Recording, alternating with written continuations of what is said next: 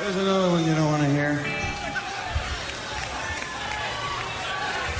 Frankly, neither do I. 1, 2, 3, set, go.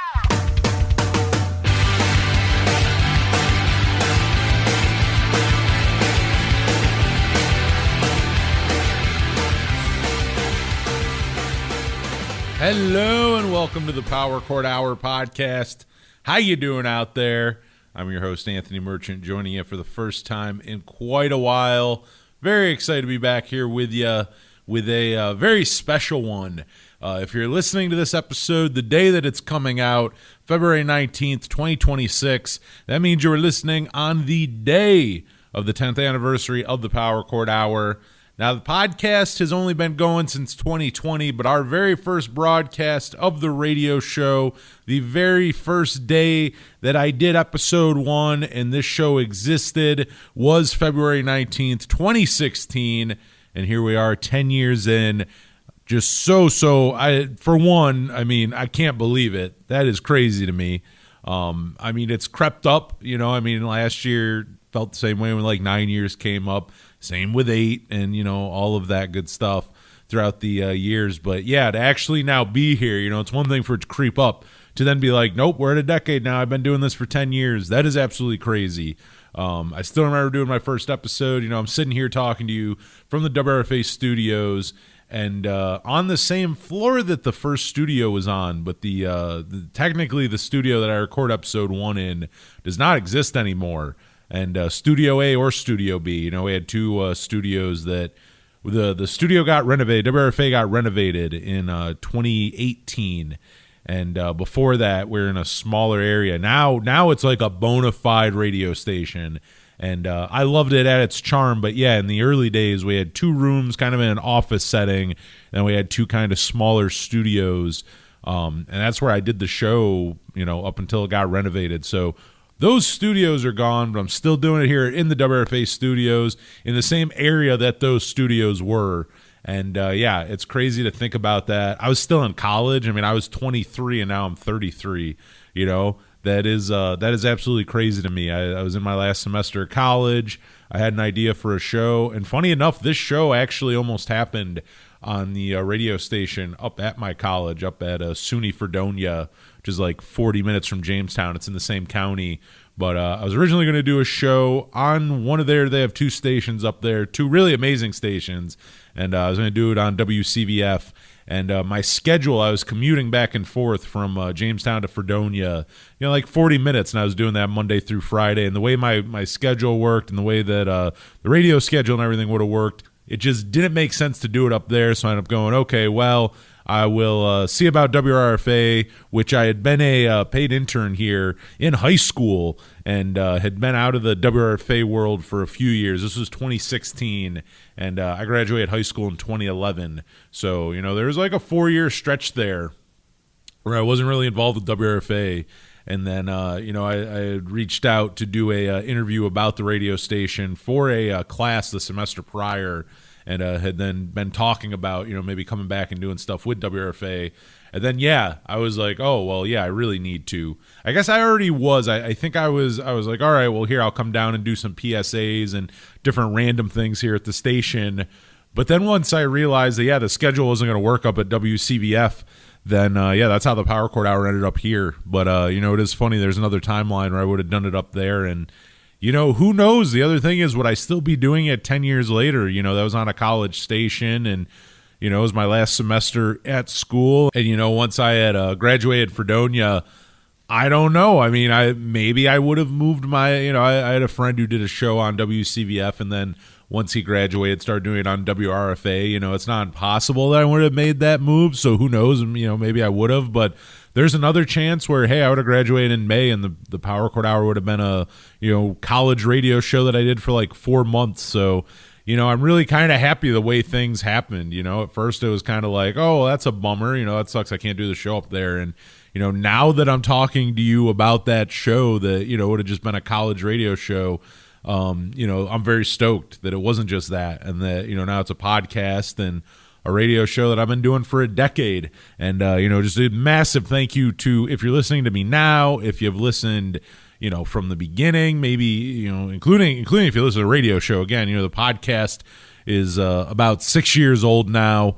And, so we're inching towards 10 years. Again, that whole inching. But, we still got 4 years before the podcast portion is really a decade old. But still, the Power Chord Hour as a whole being a decade, whether you listen to the radio show or you've never heard it and you just listen to the podcast, whatever, any support of this show, I really do appreciate. I just do it for fun. It has never been something that makes me money. It's just gratifying. I get to interview musical heroes of mine. I get to do really cool things. And like this episode, like I'm gonna shut up here in a minute. I'll quit being all nostalgic. We are talking Let It Be, the Replacements Deluxe reissue, which I just talked to Justin Perkins about remastering a few months ago. That was our last episode. But talking here with Miss Matty Grace, who has been on the show once a year since 2022, and just things like that, like having this outlet where, just getting to do things that I want to be able to get to do other places. I have become I became the general manager of WRFA last year. So, I'm running the radio station that I do the Power Chord Hour on.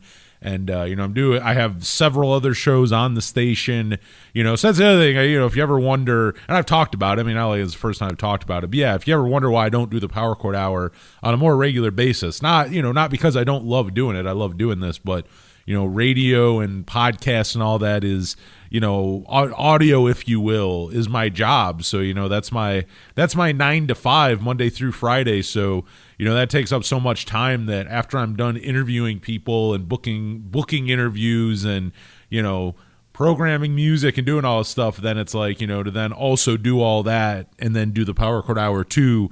Sadly, the Power Chord Hour goes by the wayside a little bit. I hate to say it, but it does when things get very busy, and life has gotten, and outside of the radio station too, life has just gotten hectic throughout the years. Again, 10 years, started, I was a college student, and then I was a not college student. The other thing is like that, I had time where I wasn't in college and I was still looking for work and I was in between things, and it was such a nice thing to have this. So, I put a lot of time in, I had nothing else kind of going on. During COVID, my God, I can't tell you how stoked I was to have the Power Chord Hour during that. During the times where nothing was going on and there was nothing to do, I could always come down. I always had 24-hour access to WRFA, have the studio to myself, sit here by myself and just, produce radio shows, do the podcast, whether it was doing solo episodes, whether I was doing phone interviews, doing StreamYard interviews, whatever it was, what a nice thing to have. So, I understandably, throughout those 10 years here, I've had some times where life has been quieter, so I've been able to do more of the show, then times where things got crazier, so, I did less with the show, but I've never wanted to stop doing it. The way I look at it is, I know I'm inconsistent, and that's not a great thing. Here's the very honest, not the best thing to do if you're doing a podcast or radio show. You want to stay consistent with it. You want to be putting something out like weekly, but, it's just such a fun show that instead of saying, hey, I don't have the time to do it on a regular basis anymore. Instead of ending it, which I know, it happens. I've seen it with podcasts here at WRFA. I can't tell you how many shows I've seen come and go. Instead of doing that, I'm like, you really don't have to. It's like a band. It's like a band. Instead of saying, hey, we're breaking up, it's like you can just kind of be quiet and come back when, you have something. And that's kind of what the Power Chord Hour has become. And hey, again, I don't plan on stopping it. So who knows, when life does quiet down and things slow down, I'm sure I'll come back full force at times, and then things will get crazy again, and I'll pull back a bit. But I think that's the nice thing about the show and doing it for so long. So I don't think it's going anywhere, I guess is what I'm saying. Throughout the years, I'm less consistent on doing it on a regular basis, but because I've got to that point where it's just like doing it when I can, I don't really see me ending this anytime soon. I really enjoy doing this show. Just ridiculous things. I still think about last summer interviewing Nancy Wilson of Heart. That lady has sold over 35 million records. I don't know how I managed to have her on my dumb show. And then right after that, John Doe of X. One of my all-time favorite songwriters, for his second appearance, not even his first, his second time on the show, just things like that. It's like, why would I ever want to stop doing that, So a huge thank you to you again, the listener, because it gives me a reason. That is the reason why I get to do this. Not that I have millions of listeners or anything like that, but if we didn't have any listeners, then I don't know that I'd get to talk to Nancy Wilson. I don't know that John Doe would be on the show. It would still be very fun to do, but I don't know that it would happen. So I appreciate you, the listeners, for checking this out. And, just please keep spreading the word. I have no plans on stopping. Tell your friends about us. Keep tuning in. And it's been fun doing the radio show too. Not that I'm ever quiet about these things. If you listen to the show, I'm sure you're very aware that we're also a radio show, but tune into those as well. A lot of the interviews end up on there, but also like every week in February here, I've just been doing a classic radio show where it's just me spinning music. So it's not just, what you hear on the podcast here. It is actually different. There's a variation to it. So sometimes Power Chord Hour radio show is nothing like the podcast, and then sometimes it is a lot more similar, but check that out if you want some more Power Chord Hour. 8 p.m. every Friday night on 107.9 WRFA. Even if I don't have a new episode, we always got repeats. And again, we have a decade worth of archives now. But and WRFALP.com/streaming if you're listening from anywhere else, because I realize most people listening are probably not from Chautauqua County. It's weird getting in that mode, I got to tell you, because I'm sitting here talking to you about WRFA and Jamestown and Fredonia and like going up to Fredonia, for college and commuting, and WCVF, the station up there. And it's funny because if I'm talking on the radio, in the same seat, like I'm sitting here talking, same place I do for all my shows, and, if I was talking on the radio airwaves, these are all local things. I don't have to explain to you, like how far Jamestown and Fredonia are. Like, the proximity, how close they are and all that. But it is kind of funny where, like, I'm more in this mode where it's like, oh yeah, I'm probably talking to people who've never been in this county, maybe never been in Western New York or New York State alone, or maybe even on the East Coast or in this country. We got people listening from everywhere. So thanks for checking out, and don't forget you can always listen to WRFA. Going back to my shameless plug, 107.9 WRFA if you're in the area, but also there's a WRFA mobile app if you have an iPhone. We are also now on Apple CarPlay. We're on Android Auto, and on our website, WRFALP.com/streaming. You can listen there. And great programming besides just the Power Chord Hour. I'm the GM of this place. I'm very proud of it, and proud of this radio station and all the content. So, if you don't listen around here, or, even if you're not in the Jamestown area still, tune on in and listen wherever you are. We got some good stuff on there, not just myself. But yeah, Friday nights 8 p.m. and then also Tuesdays at midnight as well. So yeah, check it out, Eastern Standard Time. And if you listen on Friday, shout out to my buddy Rob Jones, who does Third Street Garage, one of the oldest running shows on WRFA. But yeah, he does a lot of college rock, a lot of garage rock, punk rock. Me and him have a lot of overlap, but it's cool because then we also go different places. He'll play things that I may not particularly play, but then we'll overlap where, like, it's kind of like a 50-50. Half of the stuff you'll hear me play, half of it you won't, but all of it works. Even the stuff I'm not playing, I think you'd be a fan of the stuff he's playing. So Third Street Garage and Power Chord Hour, that back-to-back, that 7 and 8 o'clock hour on Fridays, something to check out. But yeah, that is my spiel. I used to do these all the time. I'd come on, do the intro, then we get into the interview, and I normally don't anymore. But I wanted to come on and say that. And now we'll get into it with our guest, Matty Grace, her first time on the show this year. Well, really, what am I saying? Our first guest of the year as well. First person on this show in 2026. But yeah, again, we're going to be talking about the deluxe reissue of Let It Be, and we're going track by track through the original album. We won't. If you own that reissue, it is quite long in a good way. I mean, tons and tons of songs. We won't go track by track through like the live set and all the outtakes and the bonus stuff, but still, we'll talk about it, and we will go track by track through the 1984 masterpiece. So here you go. We're going to get into it now. And again, thank you so much for 10 years of the Power Chord Hour. I would say you've been on more than anyone else, but if you haven't, you got to be like top 3. I don't know who else. This is your 5th appearance, I believe. I think Matty Grace here. I think what we said was we're going to shoot for once a year since we started doing it. So we've at least done 4. Yes. It's been 4 years since I moved to Ottawa. So we've done at least one every year since I moved here. Since 2022, that's right. That was our first one. Yeah. Okay, so 4. And yeah, Matty Grace. Yeah, we have had her on. I'm trying to think. It's got to be you and maybe like one or two others. There's really nobody else. You've been on the most. I It's like an honor to talking to have you. you It's back. easy. It's easy. Thank you. We just burned through an entire Zoom meeting with Yeah, just chatting. the amount of shit that is off camera is y'all are missing out. But I'm very excited. Today we are talking. Normally, Maddie, we're talking to you about your music. Today, we're talking about the Replacements, the Let It Be Deluxury issue, which has been out now for a few months. And actually, my last episode was with Justin Perkins, who mastered it. So I'm sure most people can put together. I really, really love the Replacements. I don't think I hide that very well. Also, like, shout out to Justin Perkins, former Screeching Weasel member, former Riverdale That pop punk guy, king. I think he mastered Napalm Dream by Tenement as well, which is like I, a perfect record. Like, dude does good work. that dude does. If he didn't master it the first time around, he seems to remaster it the second time around. Did He he also seems to do the master a new? lot. Did he do this like the non-Albini master of Dork Rock Cork Rod, the Yes, Urge yes, he record? did. He did. Yeah, fucking wild. He's fun. He rules. Talented dude. Well, let's talk some Replacements. We're talking specifically Let It Be.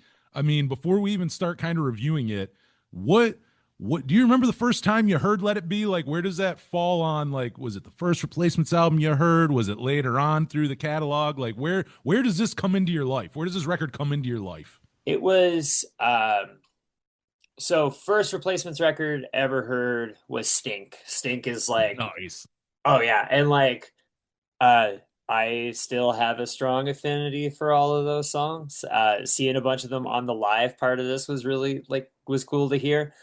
Um, and then I was like, oh, I had heard of the song Androgynous and listened to that. And then there was a Replacements tribute record at one point where like I think it was like Against Me to Bastards of Young. I don't know what you're talking about. Yeah, Urge did I'm in Trouble. I'm in Trouble. But the Queers did Unsatisfied. And That's right. did like a really good job of it. And like They made it their own. Yeah, in an era of like maybe the Queers not having the most consistent rhythm section, we'll say. Agreed. And I was like, oh well, there's this song, like there's something there. And so I went back and like immediately from I Will Dare, you're like, oh fuck. The deeper dive on it happened because I was doing a Replacements cover set.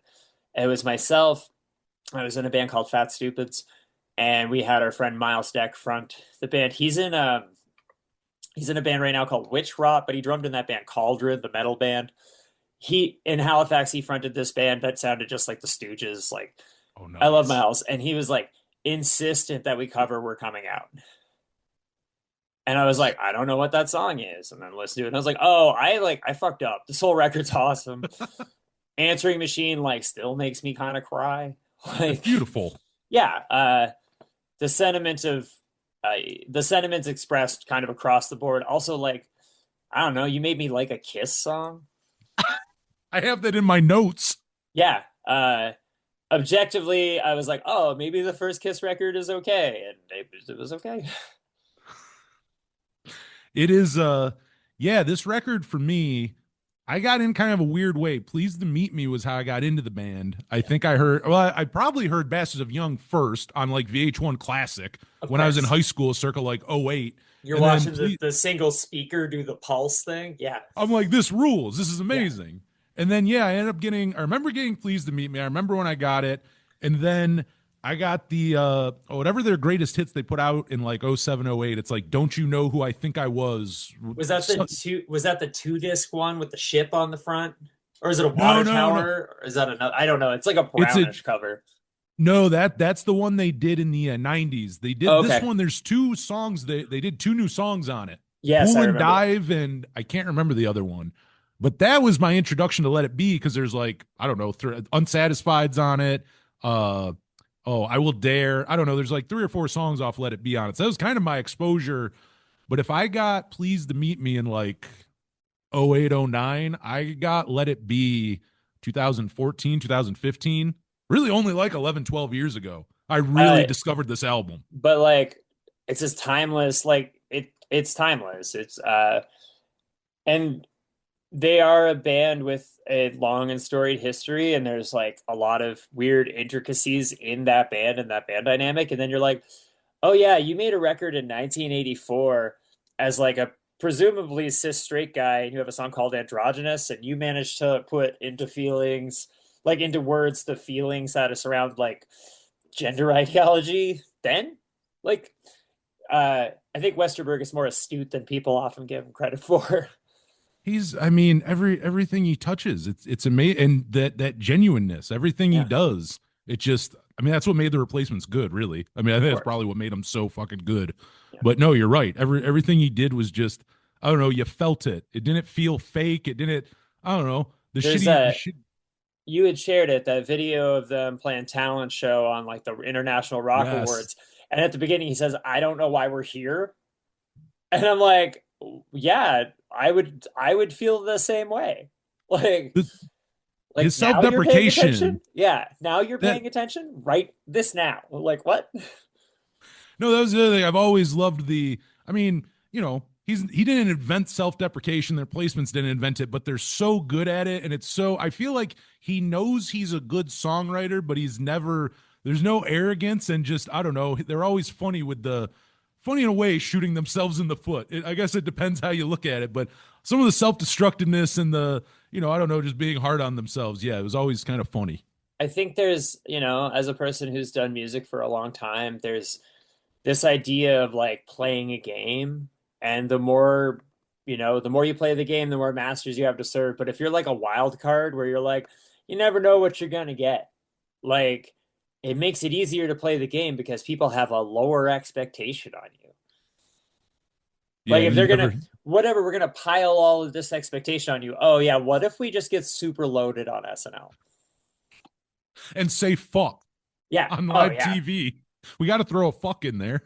Yeah. Let's all switch clothes. I was Like about to say, let's switch clothes in between commercial break. they're the host for that episode, which like this sucks. This is kind of a shitty thing, but like broke his sobriety. Oh, that's right. I remember that in Trouble Boys. It's like this man hasn't had a drink in 10 years and now is unable to speak. And you're like, oh, Jesus Christ.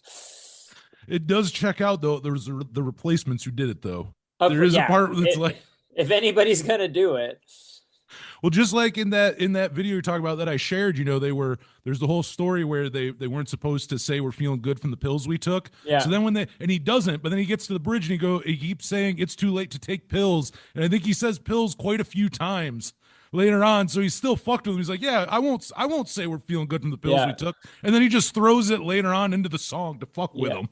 yeah. It's like, what are you gonna do? Beat me? Oh, and you know what? Years later, we get to enjoy all that. That like him not playing the game and them kind of just saying "fuck you" to Yeah. so many things. It's so fun to look back on now, years later. And like it's cool that, Chris Mars is doing art and Tommy Stinson's like playing on the Mountain Goats record after just getting a GNR check for a bunch of years. Like, okay. That's another one. I mean, obviously, I know he's in Guns N' Roses, but still, when I hear it, I go, "Fuck, that guy really was in Guns N' Roses for like I think longer than the Replacements were around." If I'm like doing my math right, 96 to like, yeah, it was like a long time. it was almost 20 years. I think he left in like 2016, so that was Yeah. 20 years. That's a 20-year run. Also, it's funny that they're like the magic formula for a band is to get a punk rock bass player, because Duff McKagan was in like the Farts and the Fastbacks and all those bands. Like, you're gonna, they're like, yeah, we could only get really solid bass players if they like really like hardcore. I'm like, okay. I never really thought about that.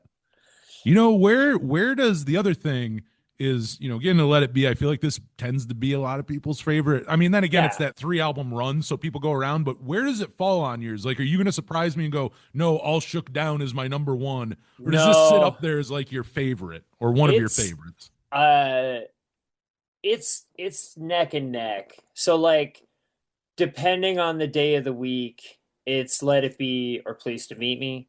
Yes. Um Stink is also like a contender in there, but like EP versus LP, blah blah blah.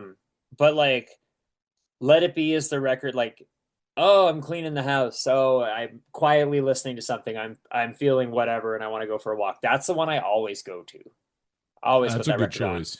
Um the way it ebbs and flows between all the songs, and like there's moments of like this intense like adolescent kind of feeling energy where they're like, we have to get this out, and then like moments of like really like pure beauty, and then like also senior video where it's essentially a guitar solo and shit talking the whole time. Like That's a great description of senior video.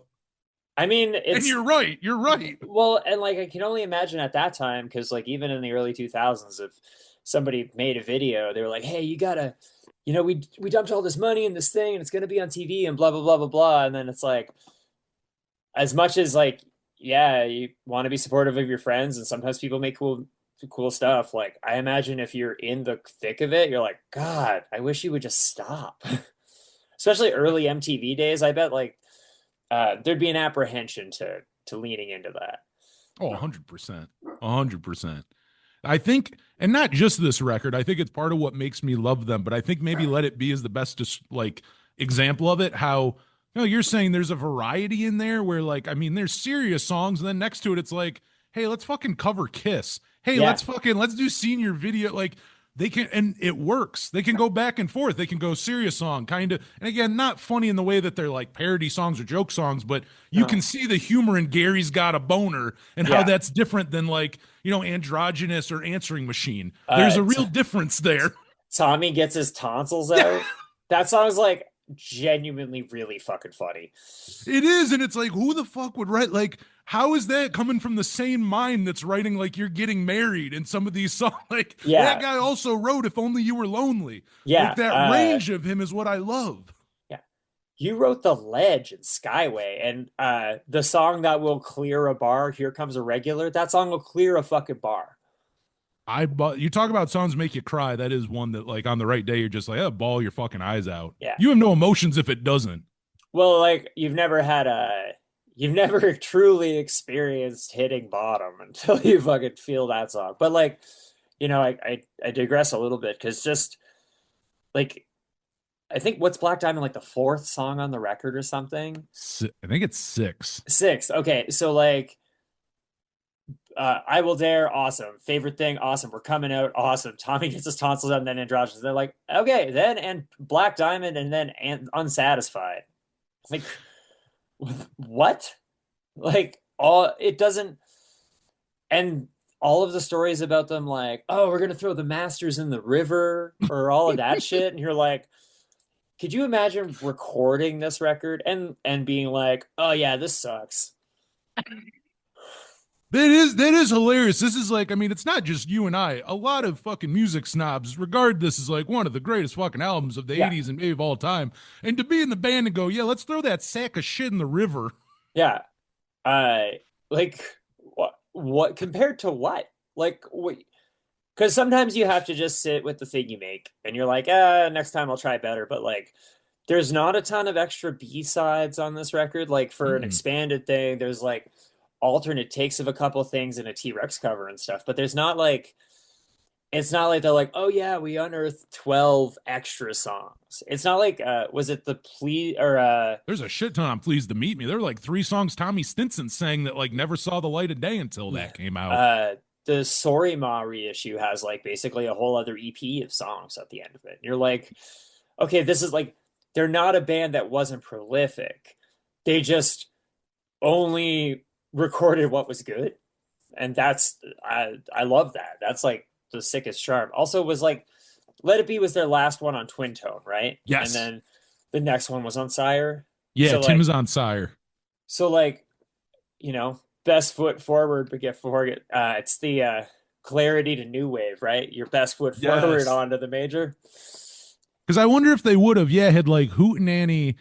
I don't know that a major would have signed them off Hootenanny or Stink. I think this is the one that makes them more interested, I would imagine, where they go, oh, we can sell this band.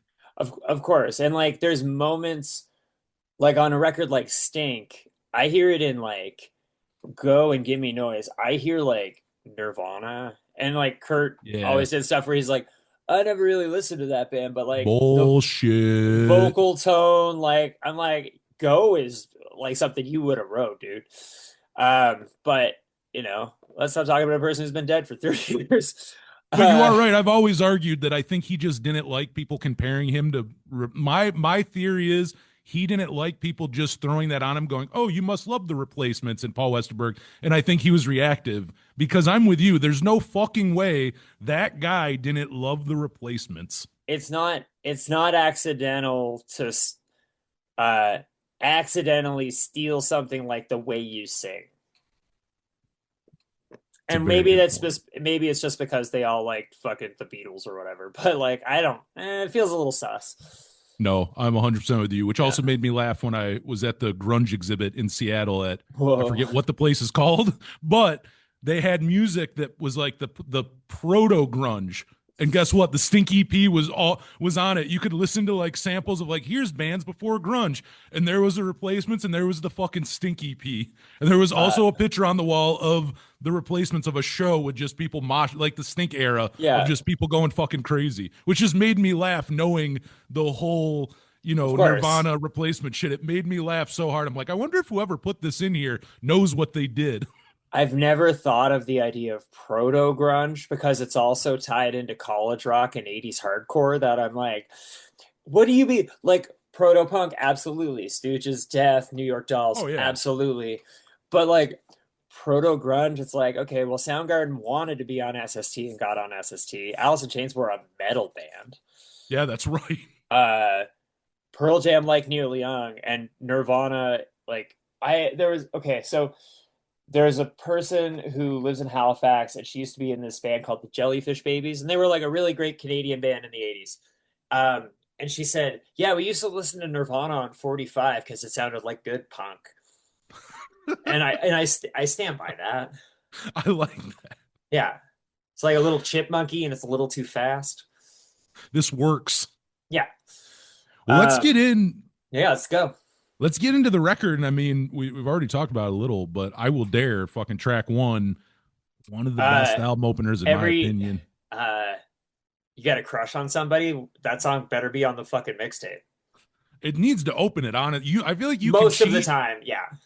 It's like I know in some ways I feel like that's cheap using an album opener as an opener for a mixtape because I go, well, of course it has the energy to open things. It's an album opener, but you kind of have to there. You need to.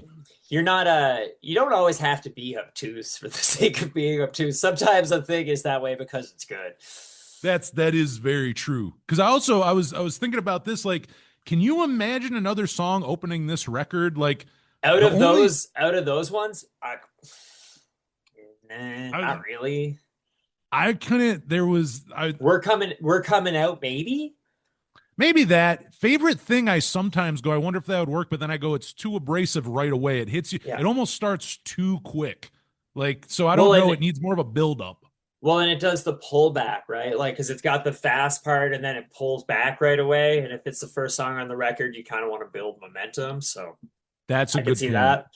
So really with that, then, no, you're kind of making me think again, like favorite thing may not work as well. So really at that point, I'm with you. There's no other song I can imagine in a alternate universe that you use an opening song for this record. This is the one. Yeah. I always wonder if they knew that from right. Like that would be one I would like to know if I ever got the chance to talk to Paul or any of them. Like, how instantly did you know this is track one? Is this, do you know it instantly or do you not until, hey, we have all these songs. What's the opener? Like, cause I feel like they had to catch on pretty quick. I feel like there's probably a reason he didn't do a ton of interviews around this release because people would ask him that question and be like, just let it speak for itself. Just let it be. Just let it be. There you go. It was right there. I think the other great thing about this song is like, again, like we said, they didn't lose their immaturity on this record, but it's still such a like, holy shit, you listen to that and you go like, oh, like there's been progression. Like there's a different, like, again, I love Hootenanny. I love all the records. Yeah. But there is a difference between Hootenanny to here, and you can hear and I Will Dare. You go, they like up their game.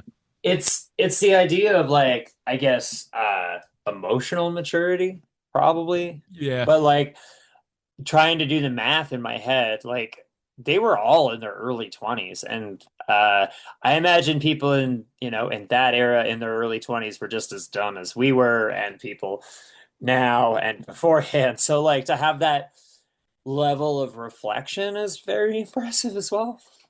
It is, and it has that like I don't know. It's kind of in between, like you said, like they're in their like mid-20s. It's like it's a love song, but it still has that kind of young naiveness to it, of like a kind of young love song, which I like. They're kind Yeah, of in that middle here. yeah, they're doing it. They're feeling feelings, and they're fucking up. It's all just coming out on the tape, you know. I do love, I will say, music. I mean, for one, that just the opening riff and everything is just you hear and you're like, oh fuck, I know I'm in for a good one. But also, Tommy Stinson's bass line doesn't give enough attention when you talk about Oh, things in here. I bow, love what bow, he's bow, doing, but I banana, can't now. follow it. Uh, it's actually so. Uh, I being nerdy. It's like the same pattern over and over again. Is he But doing what Bob's doing? yeah, I think they're just doubling each other. But Shay. then, but then in the Sorry, wait. chorus, I don't think he is. The chorus, he's No, doing the chorus some is different. weird. I mean, Okay, dude's a very talented bass player. Like to the point where like when you're like, I should just hang on this one thing, and it's like, no, what if I just do this? Like he does this part of that. and I do like on this, like the remaster part of things. I feel like Justin beefed up the bass over on the remaster, and I like it. I like I the bass beef is beefed up to me. I didn't know there were fucking harmonies on Androgynous until I I heard the didn't either. remaster. I was like, oh, there's vocal harmonies on all of this stuff. Isn't that crazy now, hearing all these like reissues been doing over the last few years, where you're like, Yeah. holy shit, like that's what Tim sounds like when you take all that stuff, like all Yeah. these things that they didn't add that shit, they were No. always there. Yeah, it's just like, well, what makes sense and where does it sit and like uh and then you have I guess kind of the argument in your brain of, well, do I listen to the original because that was the original presentation, or do I listen to this modern version that is got like sparkle on it and shit? And you're like, I mean, day of the week. Sometimes you want to hear the old one, sometimes you want to hear the new one. I've really, to be honest, like since the Tim reissue came out, that is my go-to. Like if I'm listening, like say Here Comes a Regular, I Yeah. like the new version. Yeah. Not that I hate the old one or anything like that, but I have been going to that. But I'm also with you, where talk to me in a year and I could totally fucking flip flop. It's I guess spatially it's wider, so there's more room for the pieces of the song to kind of pop. And then, but like also, and Tommy Ramone mixed that with the headphones on, and that'll fuck up your mix in a way. Not fuck up is not really the term, but like that sounds different than somebody who's sitting in a studio with big speakers, able to hear all the pieces and like the frequencies and stuff. Oh, totally. Yeah. This song, again, just going on how great of an opener it is. Where does it fall on your favorite? Because IOU is probably my favorite opener of theirs of all. Of But all of them, I gotta go with IOU. oh, Kids Don't Follow, and then I Will Dare, and then IOU, and then wow, that's awesome. That's a good question. They're all good, to be honest. Totally. Taking a Ride's up there, like they're what way to hit high marks on opening songs on your records. Jesus Christ. Plus, Kids Don't Follow is already good, but having Dave Perner tell the Minneapolis police "fuck you" is such a great open. Yeah. Hey man, like just like okay. That's such a great opener to that. Yeah. Before we move on to favorite thing, anything else about I Will Dare? Should we go on over to track 2? I'm glad the B-side of the 12-inch song is on this reissue, but like, oh, that's right. Yeah, because I Will Dare was a 12-inch, right? 12 I have that 12-inch. Oh, I'm jealous. That's sweet. But yeah, like obviously we're gonna do a maxi single. Yeah, use that song. It's fucking so good. Yeah. Favorite thing, track 2, the one that until I talked to you for a few seconds, I was kind of like, I don't know. And in a way, I could hear this as a not that I think it would be a better album opener than I Will Dare, but I was like, I could kind of see it with the energy. But now that I'm thinking about it more, I'm like, I think it's too much too fast for it to be an album opener. This song hits you in the fucking face. Well, and like also Crush Mixtape. Both of these songs, like You're My Favorite Thing, like okay. Bar nothing. Yeah. I mean, second song it's the lead in, right? Like you're already established, you set the tone, you can do whatever you want pretty much. I think that's like maybe the sleeper hit on this record for me. I'd agree. I would agree with that. It's one Like, of my. It's a favorite, but it's not one of the ones people bring up as the no, best songs on this. yeah, and you're like, and I think that's to the testament of how strong of a record it is, right? Like, you're like, okay, there's 11 songs. You're like, they're all good. Even the cover's good. Well, you can't be like every song is my favorite song. So It's true. everything is not my favorite thing. There we go. Fuck yeah. Yeah. No, even I mean, even like lines, like I think it's such a classic Westerberg line that yeah, I know I look like hell, I smoke and I drink and I'm feeling swell. Like that just sounds like that sounds like a replacements. Like, yep, Yeah. like that's just who we are. You Yeah. get what you get with us. Uh, warts and all. Yes, yes, Yeah. exactly.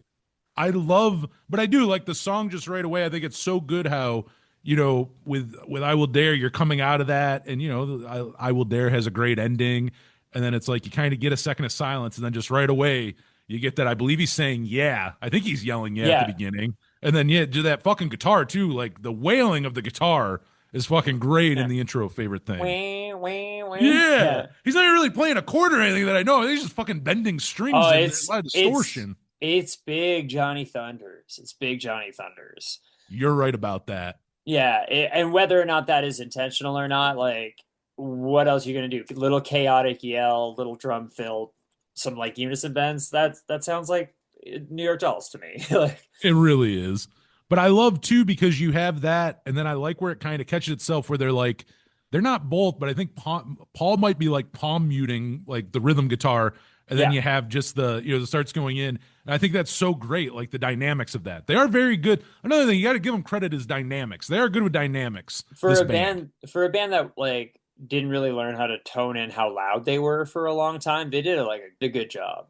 You know? they really did. Bob Stinson is he's my all-time favorite guitar player. There's really not a guitar player I love more, and this is another one that highlights like probably why he is my favorite guitarist. He seems the way he writes parts, they seem effortless, and I don't know if that's an instinctual thing. He was older than everybody else, so he had been playing longer. Like, the intuition of like where his placements go, because like even because they did a version of Can't Hardly Wait for Tim, and it has his leads and stuff on it, and like he's just like, it just kind of sounds like he's going totally off the cuff. And a lot of the best things that I hear of his playing in this all kind of sound like he was just like, I don't know, this. And then it's like, okay. His best stuff, I think, was that he to me. I feel like he was playing with feeling where like that, where it's like, I just play the song here. I'll solo over it. Let me just Yeah. hear it. I'll come up with something. And it always worked. And I don't think many people can pull that off. Yes, it's something you can do, but it doesn't mean it's going to be good. And his fucking No. it was good. He Well, always knew what to play. he never sounded like jazz, right? Like, No, you're like, I'm gonna just wing it. And you're like, this is jazz. Like, you should probably not do that. he kind of another guitar player who reminds me of him. The '90s version is Jim Wilbur of Superchunk. I Oh, love his guitar absolutely. playing. His leads, they're unconventional. He doesn't play like a lot of other people, but I'm like, that's Jim Wilbur, and holy fuck, I love it. That precision auto riff where you're just like, it grinds you down and it's like two notes, and then there's like that atonal solo thing, but it's like melodically atonal, which is very hard to do. He is like the Bob Stinson of the '90s to me. Like when I think of like guitar players, like in the next decade who kind of play in that kind of vein. And I don't know. I would assume that Jim is a Replacements fan. I would assume there's some influence from that. I But I think I think you just have to assume in that one. I don't know if that's ever been said publicly, but like, you're like, real thing, you're of gonna pull a course. Kurt Cobain. I've never liked Yeah. that band. And like, I understand, like, Mac came out of like North Carolina punk and hardcore. Like, I get not using that as a frame of reference, but like, it's there. It's there. It's hard for it not to be there. And also it's like I don't know, like eventually, Husker Du and the Replacements get thrown around a lot in bands and influence and stuff, but it's like, but yeah, they are in there. It's like the thing is people say it because you do hear fucking Bob Mould and Paul Westerberg in those songs. It's unintentionally, it's like, okay, well, what if like all the solo stuff I do unintentionally, I'm like, yeah, it kind of sounds like Bob Mould because that's who I'm ripping off. And then lyrically, like, I can see where I'm pulling from like Westerberg and all of these other things. And it's like, it comes out as whatever it comes out as, but like, yeah, it's in the soup, right? Like it's the Yeah. base of the soup. No, it's in there for a reason, and it's good shit. Those are both great bands. Rip off Yeah, the Replacements and Husker Du. They're both amazing. You yeah, should rip them off. They're yeah. fucking Stop great. ripping off bad bands. Just rip Yeah, off good bands. we'd all be so much better off if people did. Yeah, But yeah, this song, I mean, again, I think it's I also wrote down, again, lyrically, I think it's just that lovable fuck up, which Paul Westerberg is, like a lovable fuck up. And yeah, I think you hear in the lyrics, I think a lot of what he's singing about in it is that, like, I'm a fuck up, but hey, like, you're my favorite thing, bar nothing. And yeah, it's and I love that at the end, I think big once in a while. Like, I don't know, yeah. I could go on how I love every section. I really do love this song. Well, they seem like real people. Yes. It's in an era, especially where like, you know, 84 is like early MTV, very like how big of a rock star you can be, and it's starting to lead into like LA glam being super popular and all of that shit. And you're like, nah, what if we were just like four fuck ups from Minneapolis? And we call this album Let It Be. Yeah, which is uh, hilarious. Like, prefer this one to the other one. I'll say it. Same. Yeah, And the I don't think superior it's as Paul, I prefer the Westerberg to the absolutely. McCartney. Yeah. We just got to get Westerberg on The Simpsons. That's the only thing he's like missing. And I will also, I meant to say this earlier. Sometimes bands will like, I like a funny album title, but sometimes people will do something that's a little, at least current day, kind of a meme-ish album title, album cover. Yeah. And I'm always like, is this album going to be good? Because would you do this to your best album? Would you call your best album something really, I don't know, fucking dumb? And Yeah. maybe, I don't know. But with the Replacements, they called it Let It Be, yet it's fucking genius. It's a great record that stands by itself. And So it's like the joke is there, but still the art holds up on its own. well, and like the cover is like this very earnest photo of them just hanging out, and then it's called Let It Be, and you're like, yeah, it just is what it is, which like whether or not intention obviously the title there was some intentionality to it, I'm sure. But like it just is what it is. Like there's not a ton of extra stuff on it. There's like I don't know if it was thought of beforehand or afterwards, but by the time that session's done, they're like, I don't know, just let it be, leave it alone. Like, It's so I do. I just wanted to bring that up because I'm like, yeah, sometimes you'll see an album cover or like an album title, and I'm like, I don't know, like, would you name if you thought it was the best album, would you think of something more serious, or would you just put like a meme name or something? And I'm like, with I this, they were able to do it, and it was still a great fucking record. I mean, it's better than Hootenanny, and it makes more sense than Tim. So You know what, Tim? Yeah, I say that like they didn't do this a bunch of times. Like Let It Be is the only time they were kind of silly about their fucking album sorry, titles. sorry, Ma, forgot to take out the trash. That is great to call your first album. Yeah, And here's a collection of songs. We're taking out the fucking trash. yeah. Here's 20 songs on an LP. Oh, this, I mean, I love this song. Great track too. Yeah, Anything else on this before we move on over to We're Coming Out? nah. It keeps that energy. These two songs, it's a very good 1-2 punch, track 2 and 3 on this. So fucking Well, good. and where we're coming out pulls back with that like piano swing thing, and then it just like builds into this cacophonous like it's almost like you're caught in a blender. That's a good, Like it's just like revving up and revving up and revving up, and then all of a sudden it's like it falls apart. And then there's like a lone piano note that's like blunk. It's it, fucking rad. and I was going to say it builds up. It really doesn't because it starts right away. And you're right. By the end, it just falls apart in a gorgeous way. It beautifully falls apart. Yeah. It's and like I bet that shit was like one take. They're like, it's close enough. Like, That's not take 10 of that song. There's no way that was take 10. no, you can't capture that on 10 takes, you know? That would be, I mean, I would love to see the Replacements live in general, but like if I could like see them live and had like a dream set list, this is one, just that energy. I'm like, this would be one I'd love to hear live. And they played it live, I believe, but not a ton. I don't feel like it was a staple in live sets. Also, like, it's hard when you have a catalog as vast and varied. Like, yeah, I want them to play We're Coming Out. Do that as like the second last song. You do like that, and then the piano thing, and then you do Unsatisfied and you do that as the ending. Like, okay. That would work. Yeah. Unsatisfied would be up there too. I wouldn't mind hearing that one live. Again, I wouldn't bitch about any song hearing them play live, but the band that will likely never play another show. Yeah, exactly. Yeah. I'll be lucky to get anything at this point. Yeah. No, this is and again, I'm gonna keep bringing up Bob Stinson, but his solo, just that breakneck speed fucking solo, I love it. Right before things start kind of falling apart. It's like, or that is maybe where they start, but that's about where you get to the piano. It's like, I use the analogy all the time, but like the idea of a train that's just about to veer off the tracks.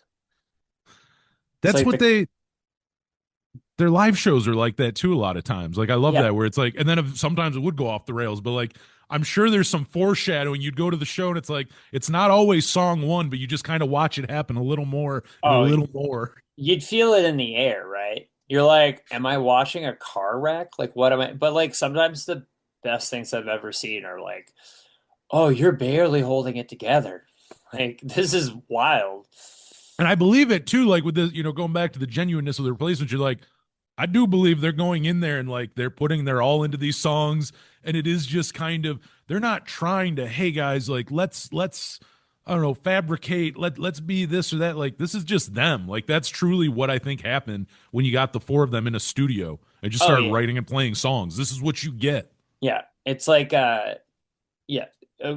couldn't have been any other way.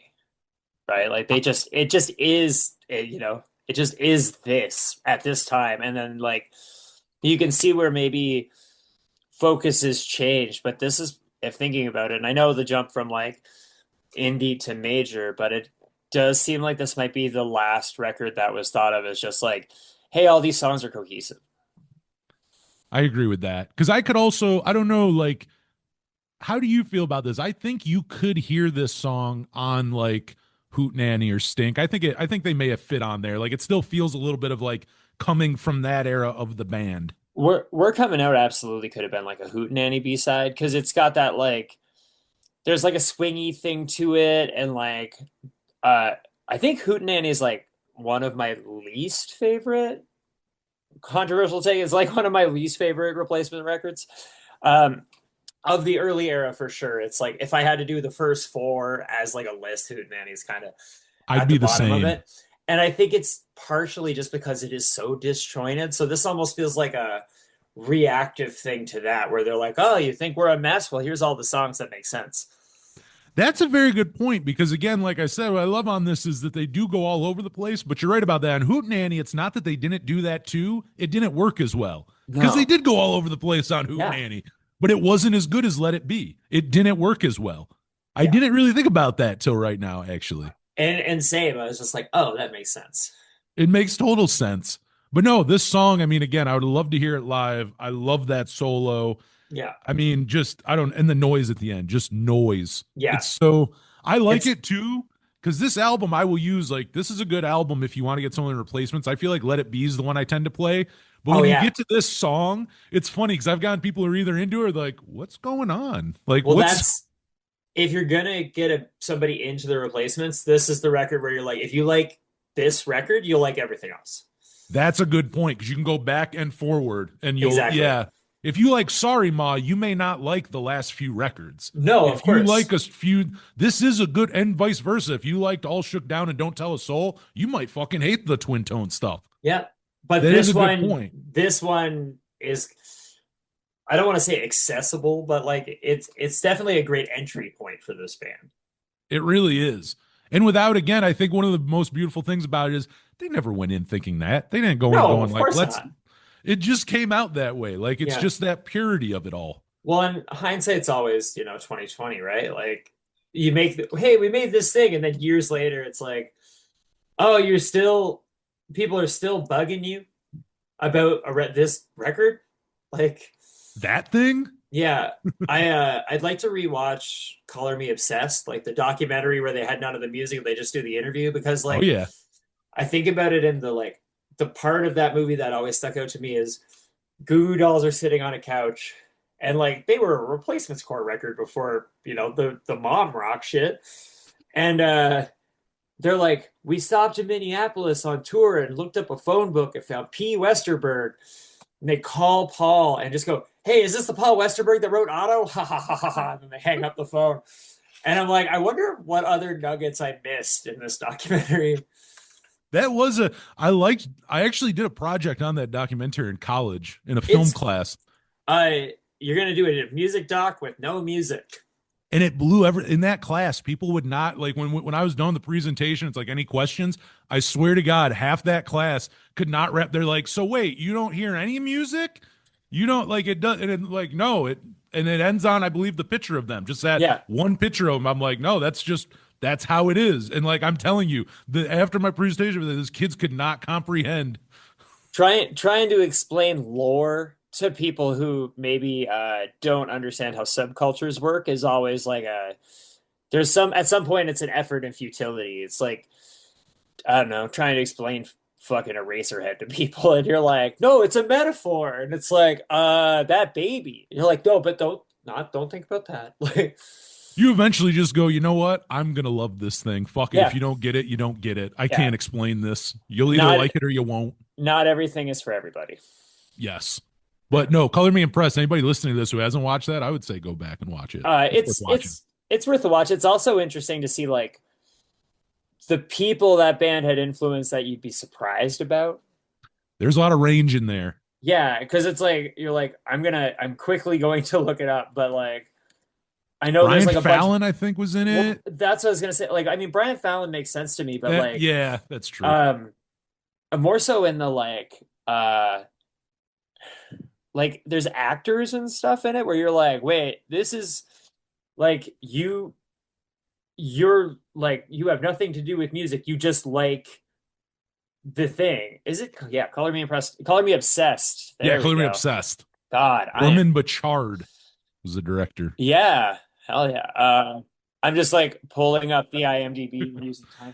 No, because I'm interested too. Because I remember mostly I remember there being actors, but I don't really remember who there were. It's more the musicians that I remember. And you're right; it's the ones that make sense. Where you're like, oh yeah, of course the Goo Goo Dolls and the Gaslight Anthem are in this thing. Hold Steady, like I think Craig Finn's in it. He is. But like Tom Arnold is in it. That was the guy. That's right. Dave Foley from Kids in the Hall. Oh yeah. George Wendt, who is Norm on Cheers, but like there's pictures that dude's favorite band was the Minutemen, apparently. Oh fuck, is he a good taste in music? Yeah, absolutely. Like even just like quick running, you're like, what? Like obviously Lori from Babes and like Lori Barbero makes sense. Jesse Malin makes sense. Greg Norton even makes sense. But then you're like, Tom Arnold, that guy? I don't remember them touring with Tom Arnold. No. Yeah, like I'm just scrolling and I'm like, wow, this is Matt Pinfield, who's the guy who hosted 120 Minutes on MTV. Legend. Anything else on We're Coming Out? I feel like we've hit a lot of things on this one, but I don't think so. Like, I mean, it seems like we're doing that thing where it's like, oh, this song's the best song. No, this song's the best song. But like, that's going to be the problem. It's one of the best albums. So yeah, I will agree. I think the whole time be like, this song fucking rules. There isn't a song on here where I'm going to go, this blows. I can't stand this. No, it doesn't. It doesn't go limp. You know, there's no lull in this record. That's also what makes it so good. Well, and like, A-side front to back, B-side front to back, and repeat. Like that's the hard thing. The repeat is the hard thing. 100%. Yeah. Well, let's go on to as we talked about earlier, quite a funny song. Tommy Gets His Tonsils Out. A classic. Yeah.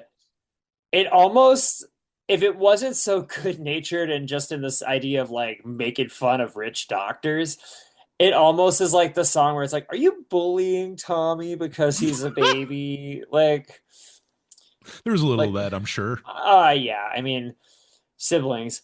I just look. Tommy Stinson and I share a birthday. That's wild. Really? Yeah. Huh. That's sick. I'm not mad about that. But he was like, I'm doing the math. He was he's born in 66, 84 to 66 is 18. He's 18 on this record. Yeah, Jesus Christ. That's Wild. I always forget how young he really was, including the beginning of the band. I think he was like 12 when they started or some Yeah, I shit. mean, like, there's some upsetting stories of Trouble Boys where it's like, oh yeah, you're a kid who wants your mom. Like, of course you do. Yeah, when you put in the context, like, yeah, that's not like a grown man on tour. Like, that's a literal high school child, Yeah. like, out He there on the was road. he was born to do this thing. He can't do anything else. No, Tommy Stinson rules. It, I mean, it's kind of cool. He got a song. After he did, not off this, but one time he did write on my shirt, Tommy Says So, which I thought was a nice reference back to, whatchamacallit is I hate music. I think that's what Yeah. Paul says. I thought that was a nice, so a few times, I guess, Tommy does get referenced in replacement songs. It's not the first time Paul calls out Tommy.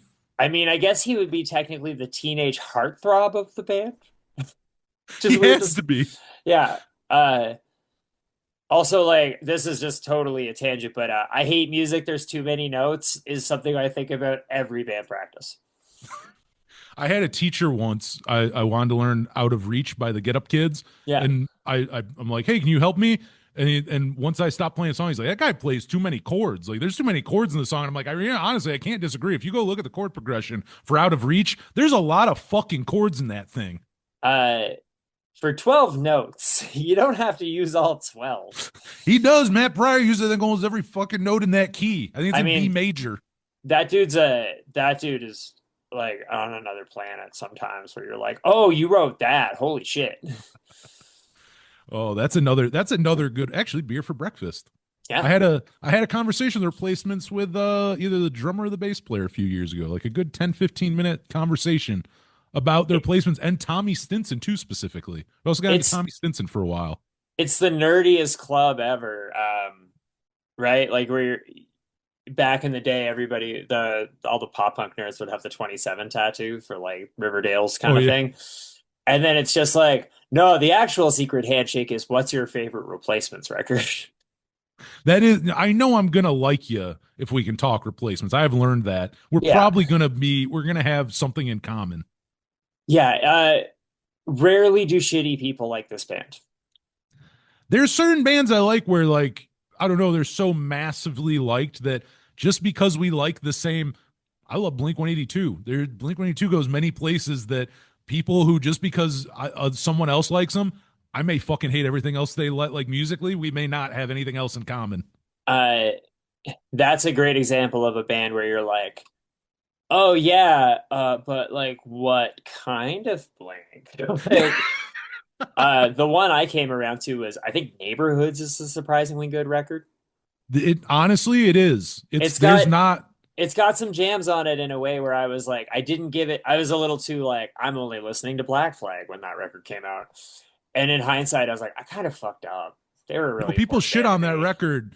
There's a few songs on it I'm like, yeah, those aren't, like, the ones that are rough, I'm like, yeah, they're not very good. But the ones that are good are fucking good. I still think After Midnight's a great fucking, like, that was a single, and I think it was one of their strongest singles. As cheesy as it is, Wishing Well. Wishing Well's a good jam. It's catchy as fuck too. Yeah. And like, okay, yeah, of course you're gonna, like, you're trying to have that teenage hope as, like, I don't know, what was Tom, like 35 or 40 when that record came out? Like, I would say so, yeah. It's hard also when your demographic ranges from the kids of people who have been listening to this band since they were 14 and people who are like 60 now. Like, it really does. No, you're not wrong. You got to serve a lot of masters. It's really, I remember when my mom bought Take Off Your Pants and Jacket on cassette. Like, I mean, there's generations of, my parents were listening to them before I was. There's people way younger than me listening to them.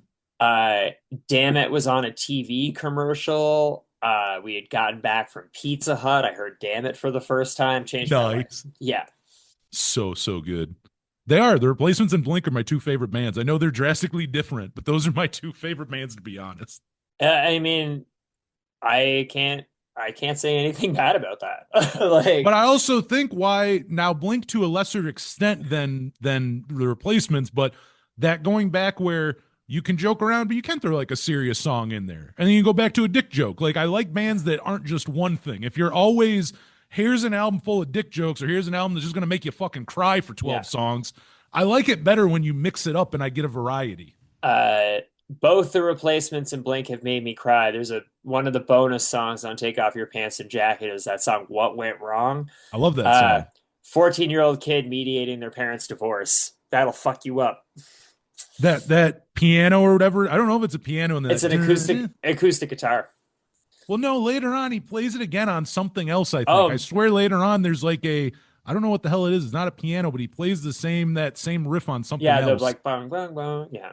I love that song. Me too. I don't want to revisit it though. I do find that record funny because they're like, we were going for something harder, like Quicksand or Rites of Spring, and I was like, well, this sounds like neither of those things. I hear a lot of Quicksand in First Date. I'm surprised they didn't get ripped off for all that quicksand that's in that fucking song. Walter is getting his Ted Nugent money to loop it into this album. Walter is going to get his Ted Nugent money from Blink-182. Yeah, they pulled the same thing. They're like, we know we're going to get sued. Let's just give them the credit now. We'll just do it now. Just throw it on the record. Yeah. No, but they do. I think bands who can kind of go back and forth like that and again, the Replacements do it more. The Blink, I would never. They have serious songs, but they're not as serious as maybe like The Ledge or something. Like Stay Together for the Kids is not as deep as maybe some of the Replacement songs. But it doesn't mean it's not still a sad song or a serious song. They're just on different levels. And not everybody needs to be an academic, right? Like the Replacements read more like you're in college, you're getting your PhD, you're learning that there's more to the world than this thing. And Blink is like, hey, you got feelings and don't know where to put them, but here's your GED. Like, you're right. I got into Blink in high school. I got into Replacements in college. I mean, I really did. So it's 100% right. Yeah, they do. They're different. They're different times in your life. I mean, that's the thing. The older you get, the more things that you're like, oh yeah, I used to like that. And you can revisit it. Tastes change, and then like sometimes there's stuff where you're like neighborhoods. Like the time it came out, it would not have served me in any way. And listening to it now, I'm like, objectively speaking, with everything that has happened since and before, better than I gave it credit for. I agree. There are Replacement albums that had I discovered them at like age 13, it would have done nothing for me. Don't tell a soul is not for 13-year-olds unless you need to go to the doctor. That's a really good point. Yeah. If that's your favorite album at 13, there's albums, there are bands that like, no, this is for later. Like save this for later. Like don't do it now because you won't get it. Like listen to Dude Ranch now. Let it be later on. Things are allowed to hit you at different times, right? Like I think often we all kind of put this huge stock on like what we're doing right now is the most important thing. What I like right now is the most important thing. And especially in your like late teens, early 20s, where you're trying to figure out a sense of identity. Like, oh my God. Yeah. Like, no, my partner and I were watching Pop Culture Jeopardy. It's better than you think. But I have huge gaps in like knowing anything. And I was like, oh yeah, I didn't pay attention to anything really like, I would say mainstream from like 2005 to 2013. And I missed a lot. There's a lot of shit where like the reference will come up and I'll be like, I've heard that name. I don't know who this is. Like, I have a ton of that. There's so many artists that I'm like, well, yeah, I know the name. I'm aware that they exist, but I couldn't name a song. No, it's cool that Bad Bunny's getting so much love, but the first time I found out about Bad Bunny, he was wrestling on WWE TV. So like, really? It's really, that's interesting in the thing because there's so much like weird racism and polarity thrown at that whole thing. But both like Trump is a WWE Hall of Famer, Bad Bunny is a WWE superstar. It's like he wrestled 2 matches a couple years ago, did a great job. Like most celebrity stuff, it can be kind of phoned in, especially in the world of wrestling. But that's why I was thinking about the Jelly Roll calling him out thing at the Grammys seems like it's setting up a WrestleMania match because they've both wrestled in WWE. And I'm just like, I was like, is this just like an elaborate work? Like, what is going on? Watch, I'll lose my shit the day that I see something in the news like, oh my God, Matty was fucking right. If they announce that, I'm going to crawl into a bunker and never leave. But I honestly could see what you're saying. I'm like, yeah, that sounds like a wrestling. That seems like a thing you do for wrestling to kind of honestly, promote something and get it going. every day there's a new thing where you're like, wow, this distraction tactic is weirder, and I didn't have it on the bingo card, but I'm not surprised. Setting up a WrestleMania match at the Grammys between some like redneck hip hop guy and the most kind-hearted Latino man of all time, like his hot ones where he's like, "Do you have ice cream?" He's just like, he's a sweet boy, and like if you're gonna pick on that guy, you need to really like look in the mirror, like Yeah. But yeah, let's hope that I didn't predict the future because that's gonna suck if that's let's fucking hope not. But getting back to Tommy Gets His Tonsils Out, I don't even know how we got into Blink and all of that from there. I know it started with Blink and went many places, but I don't know where it went from Tommy Gets His Tonsils Out. Hey, rip, gonna rip him out now. But I also the intro too, and in Trouble Boys, I think they say where they get that from, but I think it's like a cassette or something they bought at a thrift store or found that like where it's like, "Hi Tommy, did you know what I'm talking about at the very beginning?" Yeah, the thing. Honestly, it sounds like an answering machine message. It sounds like a receptionist called and left it on the answering machine. But like it also could just be like a tape for I don't know. What would the term be, like receptionist training? I could see that being a thing, but like I remember reading Trouble Boys and it was so good and I could not digest it all at once. But I have a very hard time rereading books. Yeah, same. I started getting rid of books for that. I would keep them going. I'll read this again, and I was like, I've had this book for 15 years. I've never read it again. The ADHD is strong because I'm like, I know what happens next. It's like, no, you're missing fine details. You got the macro, you need the micro. Like, what's going on? No, it would probably be worth, and that's one I read when it came out. It was a decade ago. So there's a part of me that's like, and Trouble Boys, I would probably read again. That was one a decade ago? Holy 2016 shit. that came out. Oh my God. Yeah, I have a hardcover I got it for Christmas that year. I got mine signed. I got Tommy Stinson sign it and Bob Mayer separately, but Tommy Stinson asked how I liked this shit. It was either shit or garbage, he said. I mean, I can't remember. Honestly, seems on brand.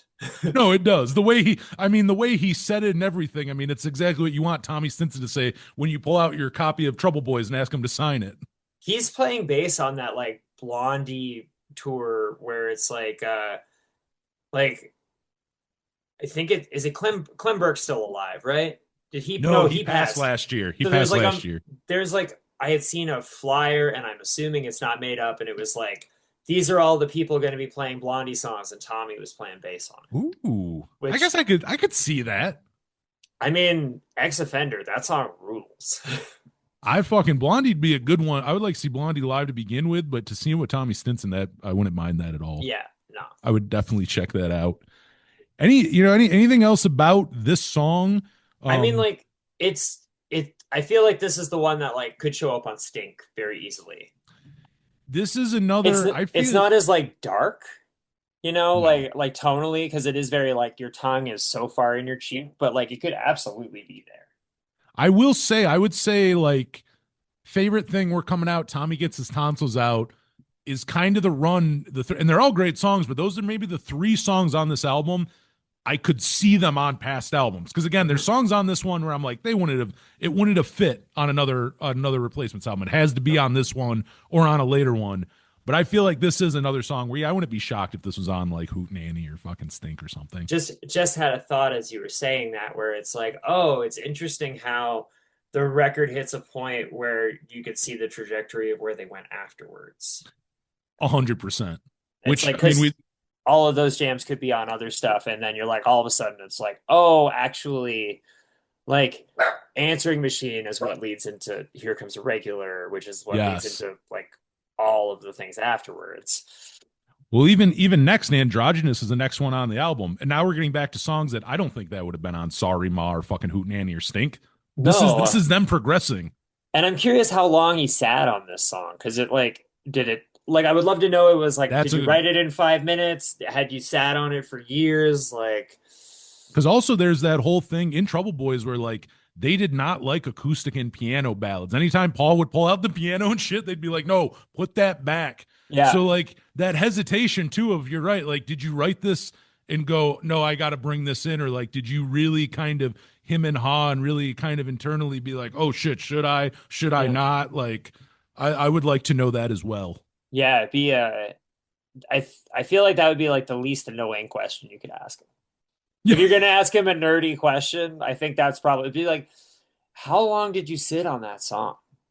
And whatever he might not walk away. Because like, I don't know, maybe he wrote it in 5 minutes. The best songs tend to be written very quickly. Like, did he write the lyrics first? Did he write like I would love to, what's that, Song Exploder, Bandsplained, one of those podcasts. Like I would love them to deep dive on that jam. Just get into that. Yeah. No, 100%. Because there are like those last 3 songs. If you told me he wrote "We're Coming Out," and not that he was holding it for the way of he was reserved because maybe the band wouldn't like it, but if you told me, yeah, I wrote that during fucking the same time I wrote, I don't know, something off Stink, I'd be like, oh, okay, that makes sense. But like, yeah, did you write Androgynous around the same time you were writing Hootenanny stuff? Or like, also, if you were writing for Let It Be, what were you writing around this time? Like, were all the serious songs around the same time? Did you write Answering Machine, I Will Dare, Androgynous all kind of around the same time? Or was it like one day you wrote Gary's Got a Boner and the next day you write Androgynous? It's funny because I'm looking at the writing credits on this record, and so Favorite Thing, We're Coming Out, Tommy Gets His Tonsils Out, Gary's Got a Boner, and the cover are like, they're credited to like the band. Everything else is just Westerberg. Really? Okay. Yeah. So like I Will Dare, just Westerberg, Androgynous, Unsatisfied, Senior Video, 16 Blue, and Answering Machine are just Paul. Like the only writing credit is Paul. So were the fast abrasive ones like we jammed it, and then the other ones were, hey, I have this song. Like that seems to make sense. It does make sense, and like that's crazy because all the ones you just mentioned are the ones where I'd go, those are the ones, yeah, you would not hear them on previous releases. Yeah. The progression is kind of Paul writing himself then, or not even, again, he was already doing that. I mean, You're Getting Married already existed. If Only You're Lonely already existed, but like it seems like this is the album where he finally gets the confidence to go like, and also though, those songs weren't on the albums. Those were outtakes and B-sides. Yeah. So I mean, this is where he's finally like, no, these go on the album. These songs, this fucking goes on there. This is not a B-side. This is not an outtake that will come out decades later. We're doing this. Yeah. Damn. It does seem like the album that he did it on, I think, is this record. This is where his self-confidence blooms. 100%. And again, this song is such a good example where like we can have Tommy Gets His Tonsils Out, silly as fuck, and it's like, no, we got a really serious, beautiful piano ballad for you next. Like we're gonna be serious now. Yeah. And it all works. They work back to back. Yeah, and like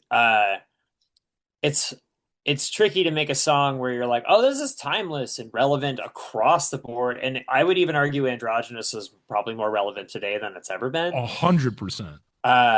And like, I'm not just saying that as like the token trans person in the room, but like, no, I agree with you 100%. That song has become more and more relevant as the years go by. And honestly, you also go, holy shit, that was written in 1984. Yeah. I mean, so really, like, it's the argument of we've always been here. And then you're like, we'll prove it. It's like, Androgynous by the Replacements. The greatest band of all time. They wrote a song about 30 years ago, 40. I can't do math. Whenever the fuck 1984 was. It'll be 42 years this year. God damn. Yeah.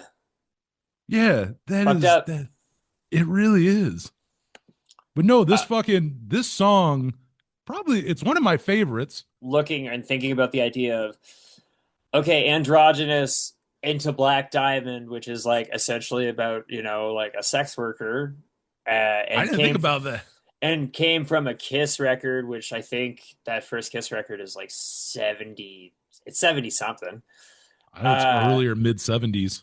And then into Unsatisfied. That's a weird joke. That's like the arc of that is so strange. It's like you're reflecting on the thing as you go, and then you're like, I'm unsatisfied. But the sequencing, again, like all of that, Tommy Gets His Tonsils Out, Androgynous, Black Diamond, and then Unsatisfied. Like that's and they work back to back to back to back, but it's like they're so fucking different. Well, and like if they had had more hands involved in this record, like, there was there was like producers and stuff, but like if more hands, like label hands, were involved in this record, it would not be what it has become. Had they got signed, and again, I don't think they would have gone signed off Hootenanny, but had they gone signed for Let It Be, this would be a different album. I think this Oh, album would probably be, and you'd have a music video, which you didn't have for, that didn't come till Bastards of Young. And you have a music video on this one, whereas if they were on a major, they definitely would have been, which senior video would have been ironic. Maybe that would have been what they made the video for. Oh, a senior video having a video would be fucking dope. That'd be so cool. See? Yeah. I feel like this. Yeah. What if we made a thing that was completely off-putting? Like, okay. Oh, that was the other thing I was going to say too on Androgynous is, to me, this is like the end of side A, and it's a good end to side A. Like, to me, this ends side A, Black Diamond opens side B, which in some ways is weird that it opens with a Kiss cover, but that to me, I don't know, on vinyl, I think it does open that way, but I just even mean that spiritual, like if you had to put side A, side B on an album, that to me, this ends side A. It gives you a moment to reflect. Yes. Like, and after so many songs that hit you in the face that are very fast, you get this where it's like, all right, time to digest it all. Yeah, little breath. Let's get to the next side. And then the next side's like the thinking side, right? Like, it's less of a just like you're getting clobbered over the head with something. It gets a lot more slower. There's a lot less fast. Yeah. Like senior video, Gary's got a boner, got a little. They're not like fast punk songs, but it's like they have a faster tempo. For sure. I guess I'd say. Well, then like it's also like the attack of the thing. Because senior video, like in my head, I'm like, oh, like you hear where like a bunch of bands get that like, oh, what if we just did like a big extended octave guitar solo thing? Like that became like a staple in 90s emo shit. Like, oh yeah, whether or not they'd ever admit it, like a Jawbreaker, right? Like that would be the pick out of that I would hear, like at least to my ears. No, 100%. No, this I think the song works so well. Could you imagine this as full band? Like, could you imagine if they added more? It's perfect the way it is. When I had played shows with Laura and Mikey, we covered Androgynous, and I was like, fuck yeah, I don't like this is I'm playing in this thing with covering one of my favorite bands, and I just played the simplest thing because I was like, I can't add to it. There's nothing to add. Like the song is there. There's nothing to add to that song. It would have like had they thrown a bunch of other things in there, yeah, it wouldn't have worked. They knew the producer. I think it was Peter Jesperson. No, he produce this one. I can't remember. He's one of the two producers. The other person's name I don't quite recognize, but it looks like a very Swedish last name. Steve Feldstad. You know what? I have heard that name before. I have heard. I think he was like he might have worked at Blackberry Way Studios or whatever it's called, where they recorded that. That would make sense. Both of them, though, to their credit, like good on them, including Peter, obviously knowing the genius that Paul was, but like going, yeah, we really don't need much more on that. Like, let's not exercise our producer role and go, no, you know what this really needs? Yeah. Like, it's perfect as is. We're gonna get Peter Buck to play another part on this. We forgot to mention that, and everybody thinks it's back. Like, yeah, everybody thinks it's like the mandolin part, but apparently it's the guitar solo in "I Will Dare" that he plays. It is, and that confused me because I was talking to somebody recently about. They had a story about Peter Buck playing the mandolin for the first time, and it was in the 90s. And I'm like, yeah, that's not fucking true. It was Let It Be. And then I looked it up, and it wasn't. He didn't play mandolin. It wasn't until Losing My Religion. So that's it. Someone was telling me the story, and I'm like, no, that's bullshit, man. Like, go back to Let It Be. Yeah, it would make sense. But, like, at the time, you'd be like, well, okay, I guess that tracks, because 84 REM, like, is, like, Murmur and shit, right? Yeah. Like... but had just thought of that. And I was like, because also it's like, oh, he was considered as a producer for the record. And I was like, I wonder what his take on that would have been. Maybe it's good he would. Now that we could go on a tangent on. Yeah, I would say it's probably for the best. I agree. And I like REM enough. They're not my favorite. The replacements are the superior, including you talk about College Rock. Yeah. They're way fucking better. Paul Westerberg's just a better songwriter than Michael Stipe. But like, I do. I think Peter Buck, while he's good at what he does, I don't think it would have worked producing the replacements. We don't need his stink on the replacements. My thing with REM is like all the early songs, I just was like, I like the early material a lot, and I have a soft spot for the later stuff. But like the early material to me is like the Georgia equivalent to what Mission of Burma was doing. And I'm There, like, oh yeah, to see to see REM and Mission of Burma play a show, that would make sense at that time. But like after that, oh, no, after a REM while, becomes it like the would not. biggest band in the fucking world. Like, okay. For that time though, Oh yeah.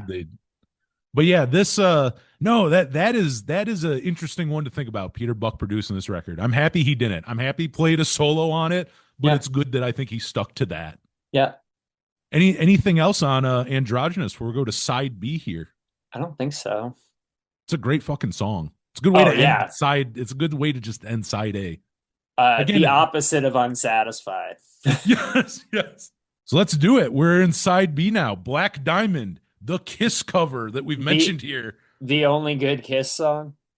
The and superior to the original. I had not Oh heard the yeah. original song before. It sounds like you were the same. You didn't hear the original before the cover, right? Or had you? N no, and then I went back and I was like, okay, like there's a couple jams on this, but like the first Kiss song I ever heard was fucking Psycho Circus. So like The 90s era Kiss? I'd rather watch Kiss meets the Phantom of the Amusement Park or whatever the fucking movie is called.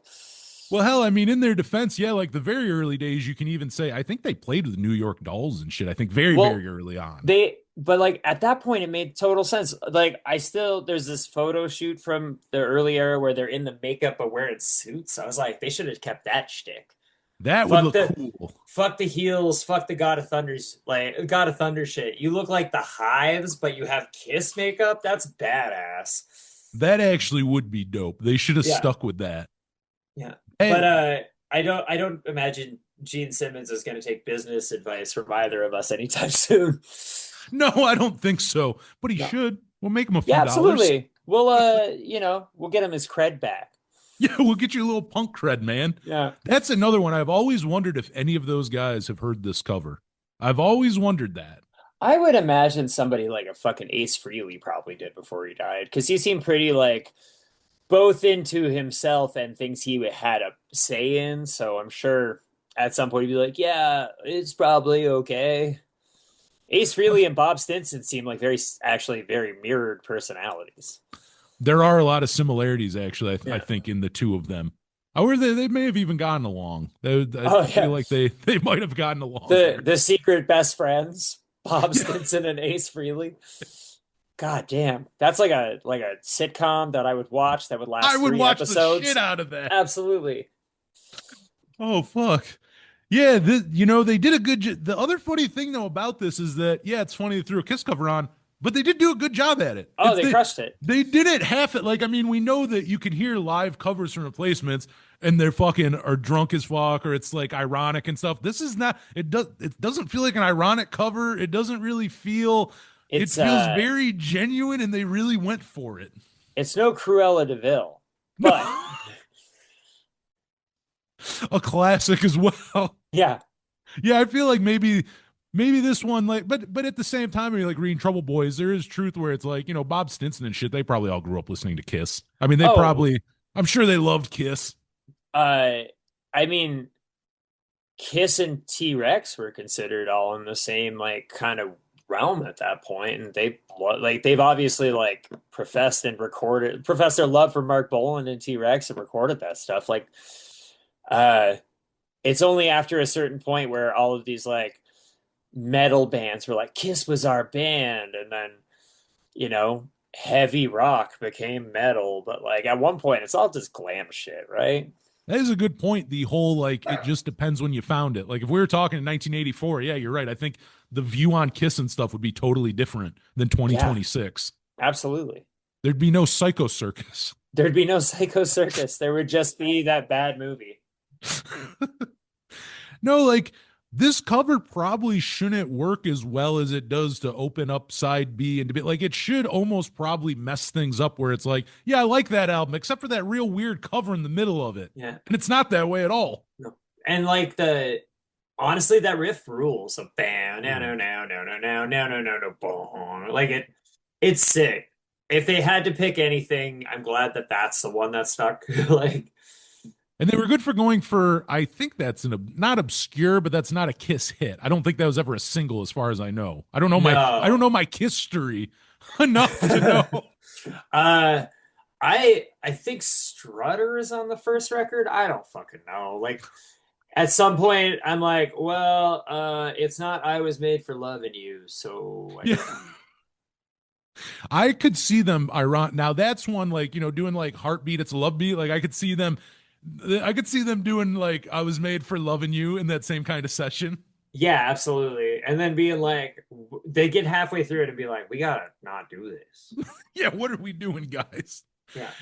I don't have a whole lot else for this one. I think it's a good No. cover. I mean, yeah, like you have anything else on it? Doing a cover well is hard. They did a good job. I'm not particularly surprised the Replacements did a good job covering a song. True, true.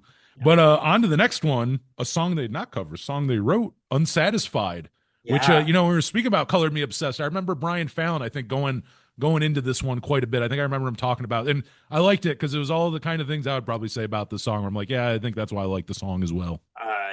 I mean, as somebody who's been doing music as long as I have and like have done really well considering Canada is isolated as hell and all of this stuff, uh that song sits heavy with me. And both the like I relate and also like I hope I can get to the point where I can feel satisfied, you know?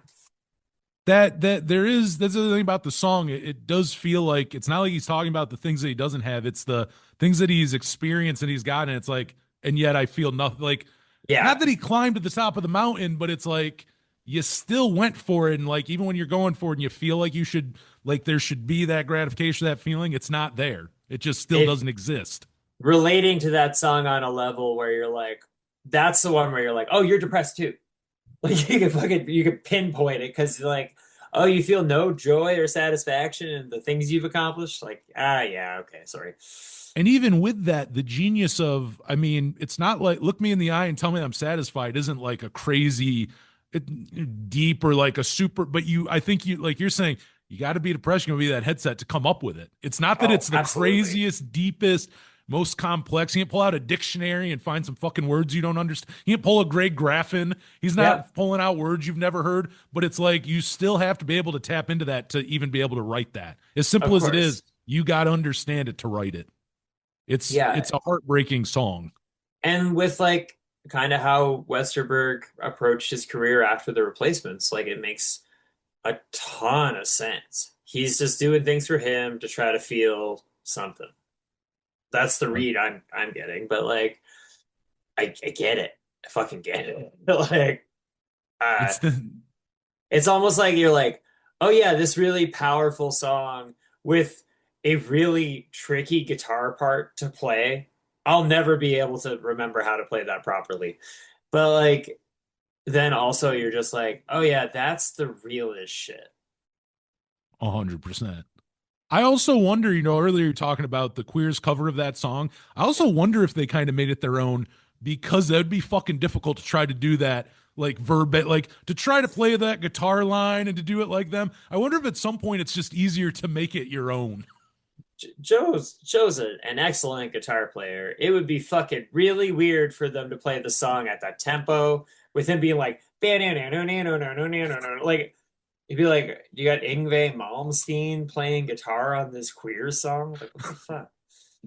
Yeah, I'm with you, and I think it just worked better them going like I mean it was a great cover, and I'm like yeah I think had they tried had he went in it's like time to beat Paul Westerberg. I don't think that cover would have worked well. I don't think it would have worked that way because I don't. Yeah. You can cover this song, but you'll never hit it in that same way that he did. And this is another one that I don't feel like they did many takes on. I would assume. I feel like you can't do that. Like if I was Paul Westerberg, you can only do that so many times before it's like you're either Well, faking it or you can't do it at all. that last vocal take where his voice starts to break, like that is and that Yeah. shit's on tape. That's not a do it again with feeling. That's a here's the thing, take it or leave it. You ever in Trouble Boys, I believe they're talking about, but the ledge, he does that scream at the end of it. And I think if I remember correctly, he's like, I'm not doing that again. He did in one take, and I think he told the producer, like, we're not doing that again. I can't do it Huh. again. It's too fucking like that's too heavy. It's yeah, the uh Crisis Party had recorded a couple weeks ago for a thing that's going to come out, and I it's like mixed in, but I do a big yell in it, and I did one, and I was like, figure out how to make this work. Like I like to the person who's mixing it because I was just like that it may not be perfect, but it's perfect for the thing, and trying to do it more than it would sound insincere, you know? 100%. I could see where that would be a hard one. The and like the guitar in the beginning is really good, and like that's intricate, but also I love the I don't even think I don't think it's a slide guitar, but it sounds slidey to me towards the end. You know what I'm talking about? I Yeah, think Bob Stinson's playing, but it does sound slidey. But maybe he's using it almost sounds maybe too like a volume pedal. Like he's yeah. almost like up and down on the volume pedal while he's hitting the notes. I'm not It could be sure. that. He could also have been one of those like Bic lighter slide players. You ever do that? Instead if you Oh, don't like play slide, you just use a Bic lighter and you can do the same thing. I've never used that. I got to do Yeah. that. Yeah, it's save you a bunch of money. I'm gonna have to try this. I've never used Yeah. a Bic to fucking play slide. Yeah. That's amazing.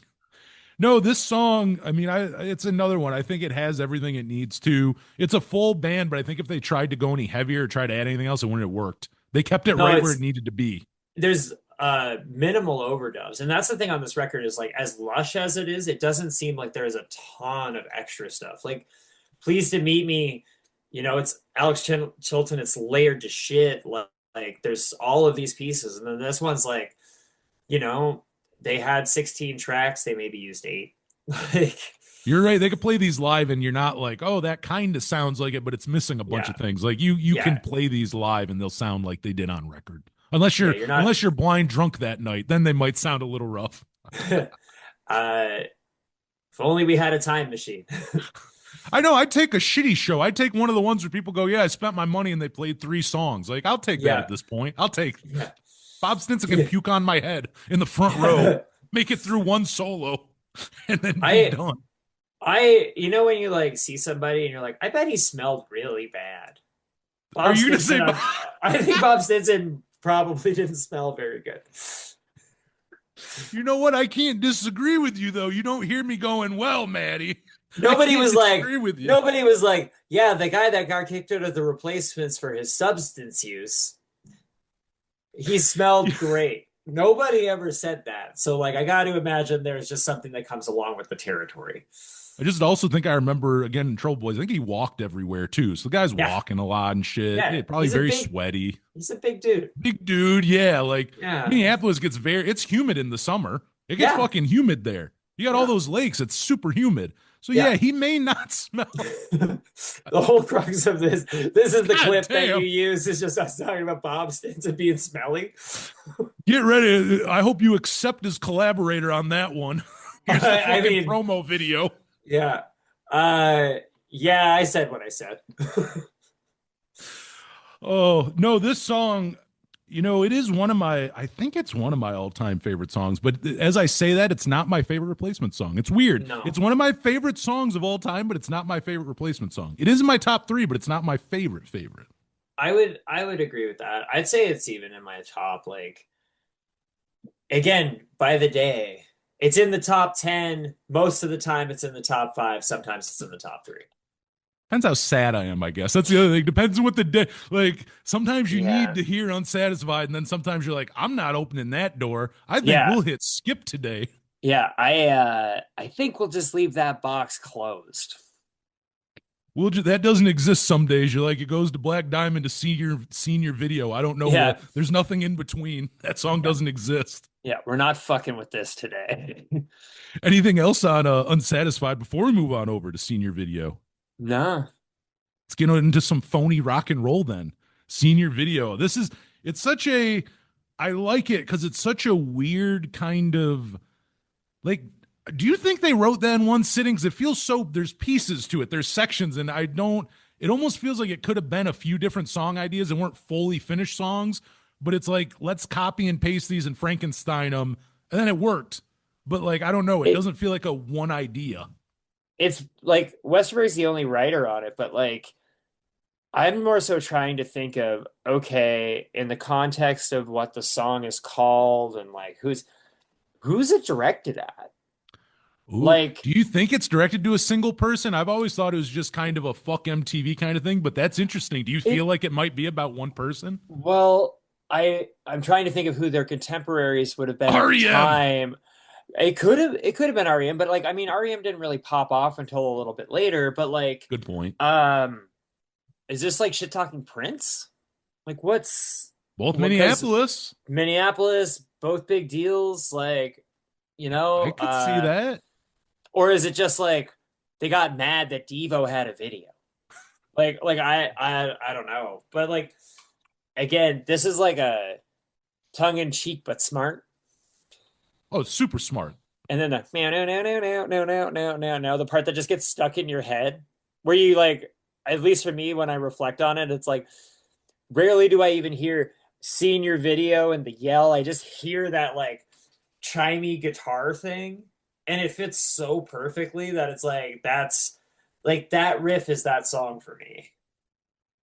That is the dun dun dun Yeah. dun dun. Yeah, that is so fucking good. I Yeah, love perfect. that. Yeah. It's very 80s-esque too. Like Oh, in some absolutely. ways, in some ways, the replacements they got away, besides like Don't Tell a Soul, obviously has all that Yeah. reverb, but like they were generally good at like escaping sounding too 80s or of their Yeah. time. Sometimes they did. And this is one that I feel also just the whole topic of it of senior video is very 80s. Like this and Answering Machine, if there's two songs that Oh while they yeah. are timeless, you can still kind of tell when they were created. I would say it was senior video and Answering Machine. Well, and like I'm never like I love The Cure and the Fuck yeah. Smiths as much as Morrissey sucks, you know. I love Smiths and Cure and like those tones where everything is just kind of like sneakily covered in flange or chorus or whatever. And I think about Answering Machine and it's like it has that warble to it even if it's not there.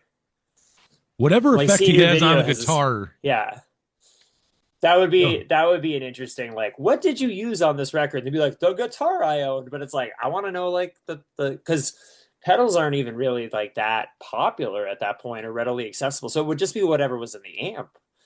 that's a good point. Back then, you don't have a lot of. That's not like now where there's shit ton of boutique pedal companies and there's Yeah. like all the decades worth of pedals. That really was kind of early on where what you had was very limited. Yeah. And even like studio effects, there's not a lot. I mean, this is the fucking tape; it's analog, and they're Yeah. not in the best. That was a studio that's in like a house in Minneapolis. I've seen pictures of it, and I think I drove by it once. It's literally a fucking house. All right. Also, what if the tape was not first gen? What if they taped over something else to make this record? Like that could also have an effect on the quality of the stuff. That's a good point. No, Yeah. there's certain things on it that yeah have a 80s vibe, and this one definitely does. But I love the song. It works. I do wonder though again, like did they have the words? Was it going to be an instrumental at first? Because I could also see that like did they just have the Oh, instrumental. Then what do we I do with this? I sometimes forget that it's not an instrumental. Well, you don't get any talking until fucking yeah. How far into the song? Like the It's like a song's minute halfway and a over. half or a minute and 40. Like you're like, oh, you finally said something. Like, The okay. first time I heard it, I was shocked because I was by that point you've accepted it's like, oh, that's interesting. There's an instrumental on this. And it's like, Yeah. wait, what the fuck? Yeah. And then yeah, that riff comes in, and then yeah, the senior And video. he's yelling. Yeah. It's a great song, but it does structurally. I don't feel like it makes a ton of sense. I mean, sometimes smooshing it all together just works. It did. This is an example of that. This is Yeah. 100% example of that. But no, I love this song. You said it earlier, and you're right. I've said I love this song to every fucking song, and I'm Well, gonna keep doing it. it's the best record. I love this album with all my heart. Like Yeah. I It's why genuinely love it. it's why when it came out, we were like, we should probably just talk about this for a while. No, I don't know. I don't have anything, I guess, else for this song. I was trying to think for No. senior video, but it's a great fucking song. Let's talk about the secret Ted Nugent cameo on the next song. This really does. They ripped off that opening riff is Cat Scratch Fever, so they just gave him the credit before even he didn't sue them or anything. They just went, fuck it. If we're gonna do this, we just have to give it to him.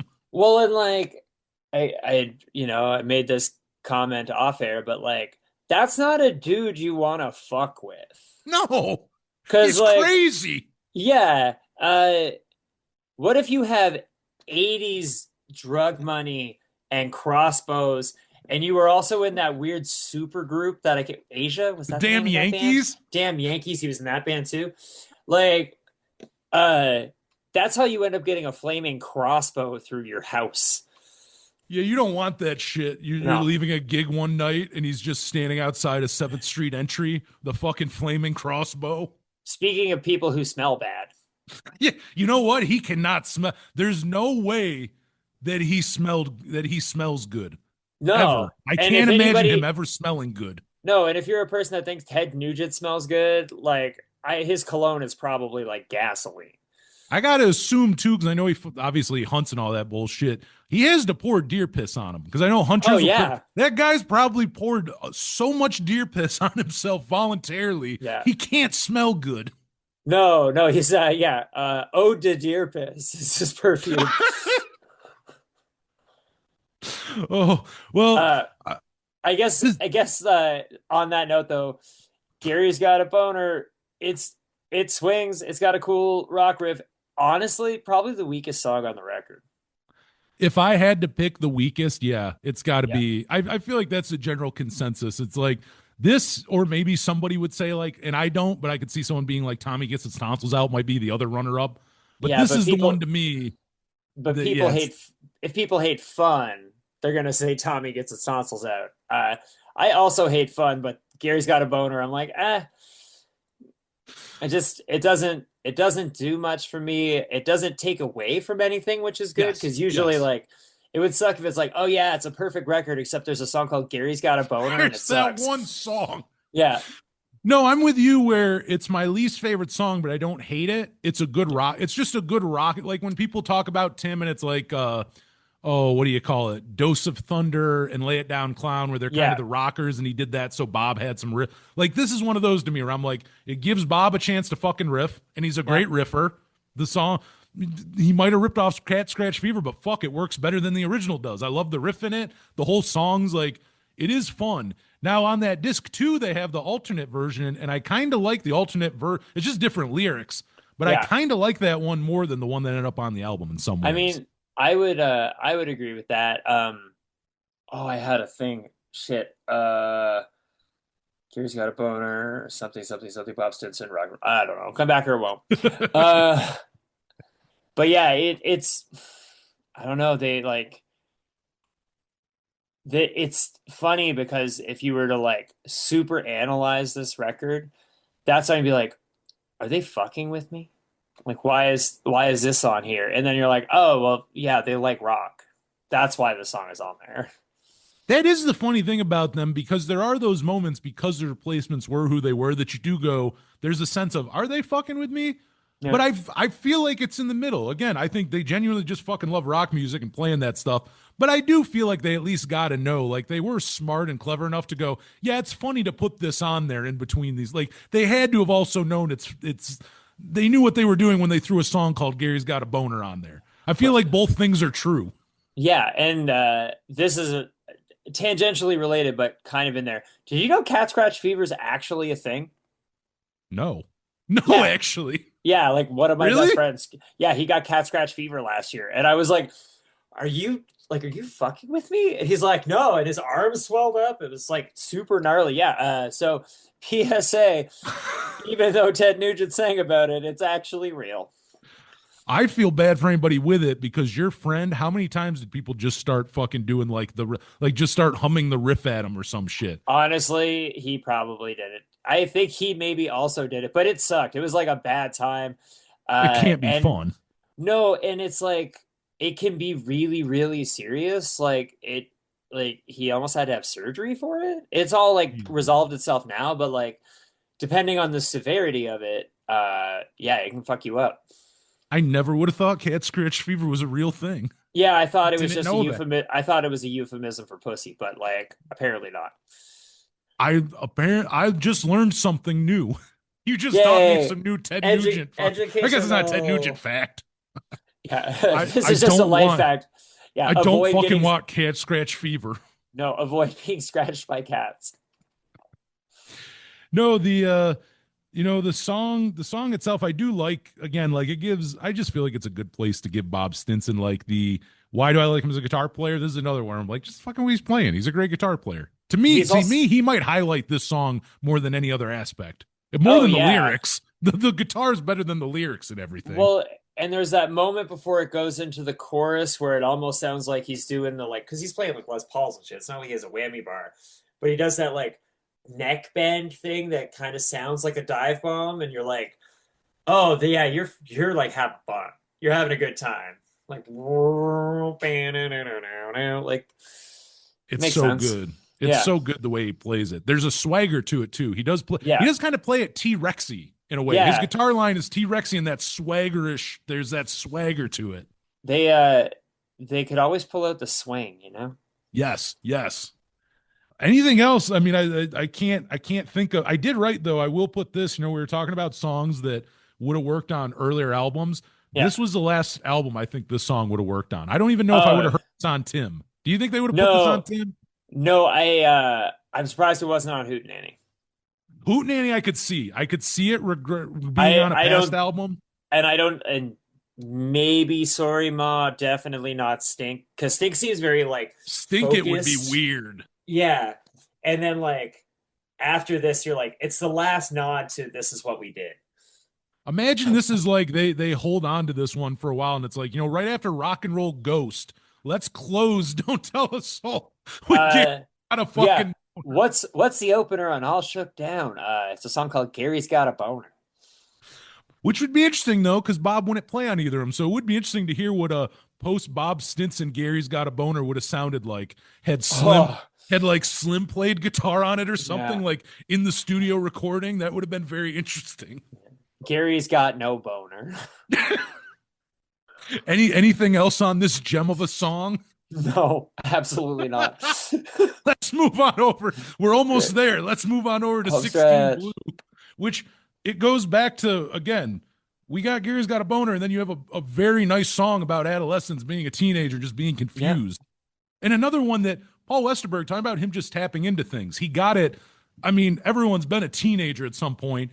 You listen to this and go, fuck, that guy just gets it. He was still able to tap into that even at 23, 24. He still tapped into being like 16 again. Also, like 16 Blue sounds like the name of an antidepressant. It really does. And the opening too, that line is like melancholy. It's very melancholic. Oh, yeah. Like the guitar, just the opening. Song's kind of a bummer.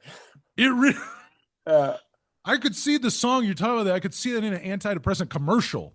That song playing in underneath for 16 Blue. 16 Blue is playing underneath the commercial for it as they're telling you the side effects and all that. You get the honestly, Pfizer, we're trademarking this. You have to pay us a bunch of money if you want to use this. Yeah, back the fuck off unless you got a check for us. Yeah, that is our sellout moment. We'll, for the right price, we'll sell out. Oh yeah, I mean everybody has a price. No, this is another one where I mean it's just a. And did you say this was one that only Paul has a writing credit on? Yeah. Do you remember if that makes sense? This doesn't have like, though, to his credit, I love what Bob plays on it, but it's not a. I will give him that because it's not a rocker, and he's still tastefully. He still even kind of rocks at the end. He still has that solo, and he still kind of adds the whole Bob Stinson kind of personality to it, but it works because the song probably shouldn't work with that. No, and like there's moments where, especially because you see later on, like, Paul obviously played a bunch of the solos on Pleased to Meet Me, and he very skilled in his own right. It's like how loose is the swing of the guitar solo, right? Like, and then like was how reined in was he? Like, hey Bob, don't do that, do this. Like, 100%. Yeah. This song too, I also feel like is a, definitely one you would hear on later album or earlier albums, but I also feel like it reminds me of oh my God, why am I drawing a fucking blank on Tim? Bring Your Own Lampshade somewhere. Oh, Swingin' Party. Swingin' Party. Kind of has a Swingin' Party vibe to me. It's that like kind of slower, again, very melancholy, very kind of sad. Like I kind of feel like if this song didn't exist, I wonder if they would have written Swingin' Party. You know when you have those moments in life where you're like, "Oh, I'm not as smart as I thought I was." Swinging Party's one of those for me. I didn't realize that song's about like two people like hanging together. I Being a don't know crime, if I did either. if being afraid is a We hang crime, we side hang by side by side. side at the swinging party down the line. Holy fuck, that's darker than I've really thought. I Uh-huh. know the Rob, lyrics, but I guess I'm processing it now that you say. yeah, Robert, the guitar player at Cetriak, is like, that song is really dark. And I was like, what do you mean? And then he said, as I just said, and I was like, oh, fuck, okay. I'm That just was gonna. like, that was on like Starbucks playlists when I worked at Starbucks 15 years ago. And I was like, yeah, I also feel this way. But it is so great. I mean, bring your own lampshade somewhere there's a party, and then you get to that part. Yeah, Fucking, like it is. It's all of it. Here's the consequences of our fun time. Of exactly. our, no, that song is great. But I feel like 16 Blue has a lot of that. I feel like a lot of the characteristics of what I like about both. Basically, both of them have a lot of the same characteristics, in my opinion. Like what makes Yeah, me like both songs. absolutely. No, I don't I don't know if I have much more to add about 16 Blue. it is one of my favorites on the album. I will It's say that. I very, know I very say good. love, but it is a favorite on here. I don't know where it probably maybe not top 3, top 5 I'll say top 5 on the album. I'd say like a firm sixth place.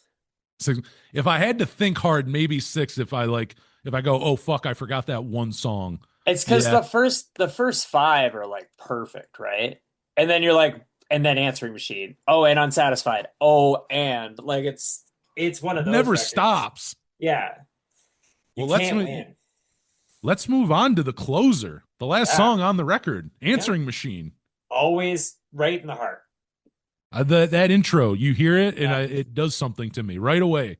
You hear that guitar, and it's like, okay, it gets me going.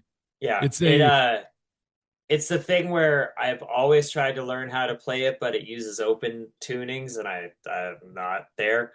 Uh, and I'm like, I'll just go with not knowing how to play this song that makes me weepy.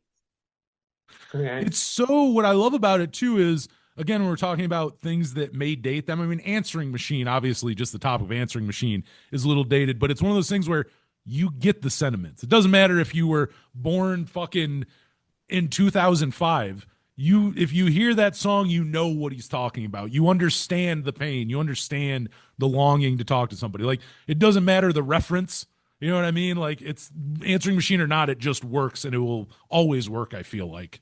Well, and for all of my biases for being alive while all of these things were things, it feels like there's a certain point of time where like if you're making references I don't know, after the early 2000s about stuff. Like there's a Stooges song where they reference MySpace on that reunion record on the weirdness. Oh shit, I've But like that sounds kind of like corny and fucked up. But like I don't know if you're talking about like a telephone or a landline or an answering machine or even a blockbuster. That shit seems timeless to me, but maybe that's my bias on the situation. it feels I always like those references. They feel timeless to me, but I never know if they do to other people because I was also alive for a lot. So if you bring up a payphone or an answering machine, I know what you're Yeah. talking about. But Yeah. You're I talking wonder about your that. pager. I know what that means. Yeah. But I Yeah. wonder if like younger people, I assume it doesn't take anything away from this song. I would imagine if you're 16, you still fucking can hear this and you'd have the same feeling somebody who heard it in 1984 and had that connection right away would feel. Or you could Google what an answering machine is and realize it's like, because like, I don't know, it's hard to say I miss you to a voicemail doesn't have the same ring. No, not at all. That's Yeah. the other funny thing. The reference of the time works. Like, had he tried writing that 20 years later, would it have worked as well? Like, had it been, No, when you get to like voicemail and shit, like, it just doesn't do the same. It doesn't have the same effect. no. This is like, I think if I had to pick non-obvious favorites on the record, this is like maybe number two. It might be in my top 3 on the record. And that's hard. It's hard to truly, when I keep saying top 5 and top 3, to then name them is very hard to Oh then yeah. actually tell you here's but Yeah. like But just also like thinking, it depends on the day. Depends on the yes. day. But I feel like it has to be in my top 3 of this album. I think. Again, It depends the day, but today I'd put it in top 3. also I'm a sucker for a good closer. your album closes with a strong song, oh, that's the best record ever, and then you go back. The fade out too, just the if you'd like to make Yeah, all the things going on at the end of the song, it's like yeah. a cacophony of sound, but it all works. Well, and it's got that like sound collage things that a lot of bands took later, and like because it's the dial tone operator is talking, but it sounds like there's like a movie thing in there too. It's fucking top song. It's very, very It's good. it's tasteful production because that's the kind of shit they didn't use production in a way of let's make music we can't recreate live. They used it tastefully, like things like that, like little sand, you know what I mean, like throwing like the answering machine in there and shit like that. They Well, did those kind of things. and it's the only song like of all of the bonus stuff. There's like two demos of it, right? Yes, there is. So like, okay, so some of this is very on purpose, but like you had the general idea of how you're going to pull this off.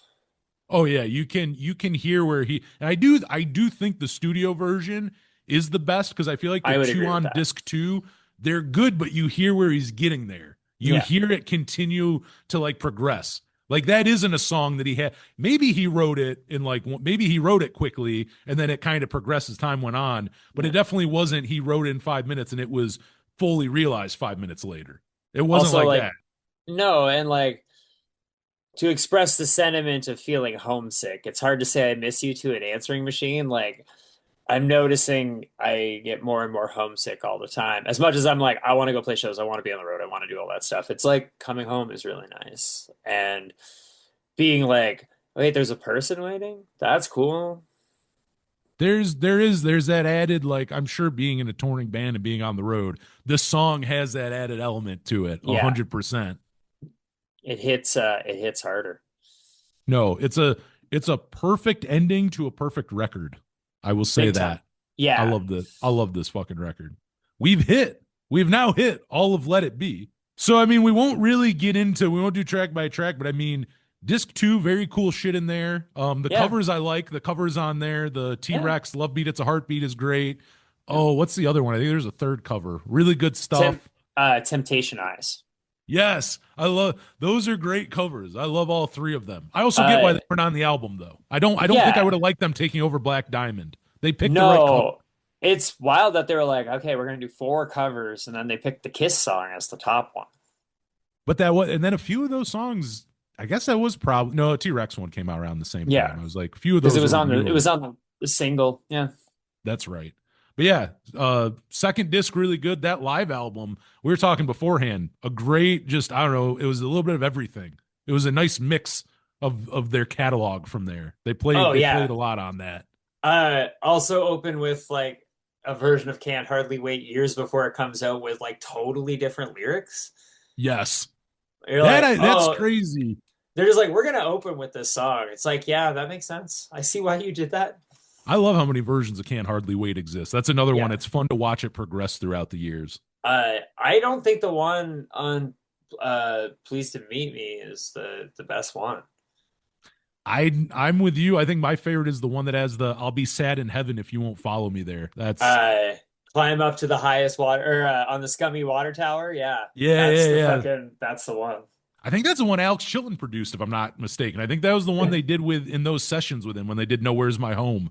Yeah, the on that other two disc greatest hits one, they call it the Tim version because Bob Yes. plays on it. Yeah, that's the other thing. You get to hear Bob on it, which is cool. Yeah, But that's kind of the last like mark of his thing on the band, I think. oh, 100%. Yeah. No, the deluxe edition, I loved this thing. I knew I was gonna. Any Yeah. replacements reissue. It's Uh, not really a surprise to me. I loved it. I do love that they always include a really cool live concert. Like they're Yeah. 3 for 3 right now, which is pretty sweet. I'm stoked to see what they do next. I remember I asked Justin, he really wasn't sure what would be the next one. I do remember him telling me Stink doesn't have a lot of material and he could see that maybe not getting a reissue because there's just not a lot of bonus shit. We can do our little closing remarks on and yeah, you say you got some new music coming out too, so let's definitely make sure we plug, like let people know you got stuff coming. Yeah. So I did a new like acoustic lo-fi EP thing at the end of last year. I'm struggling. I think it's called Waiting Out the Clock. I have this fixation on the Doomsday Clock right now. All the songs are very bleak, which, you know, fitting of the times. Crisis Party has a full length coming out. It's going to be called Modern Survival, and it'll be out sometime in the spring. And I'm actually like working on starting a record label, and it's gonna be it's gonna be comp focused. There's a label here called Broken Skull Records that does a really good job of like individual stuff, and I was like, what if I took like the Killed by Death aesthetic or whatever? And so there's some cool stuff coming with that. We have a split coming with friends of ours in Tree of Smoke. I'm wearing their shirt, where we both cover. I won't say anything other than we're both covering the same song, and it's a benefit for a country that has been under great turmoil. Be interesting to see what it is. So we're working on that, and then Zeal has a split coming out. Rumination Year is going to have some new stuff. Going to play some shows at some point. We're going to figure it out. Weirdly, there's a show coming St. Patrick's Day, but it's in Ottawa. Crisis Party is opening for The Boys, like the UK. Oh, really? Yeah, but the lineup is like, okay, so it's The Boys, it's Crisis Party, it's Steve Adamek Band, which is like garage rock, perfection, pop stuff, and then the Retrospects, which is X White Wire. So like Ottawa legacy, but like very, if this was 2010, we'd all be at this show anyway. That's fucking sick. Yeah, so got some cool stuff coming up, and then just hoping for the best. Every day is a new fucking shit show, and people are mad at Green Day for reasons that blow my mind.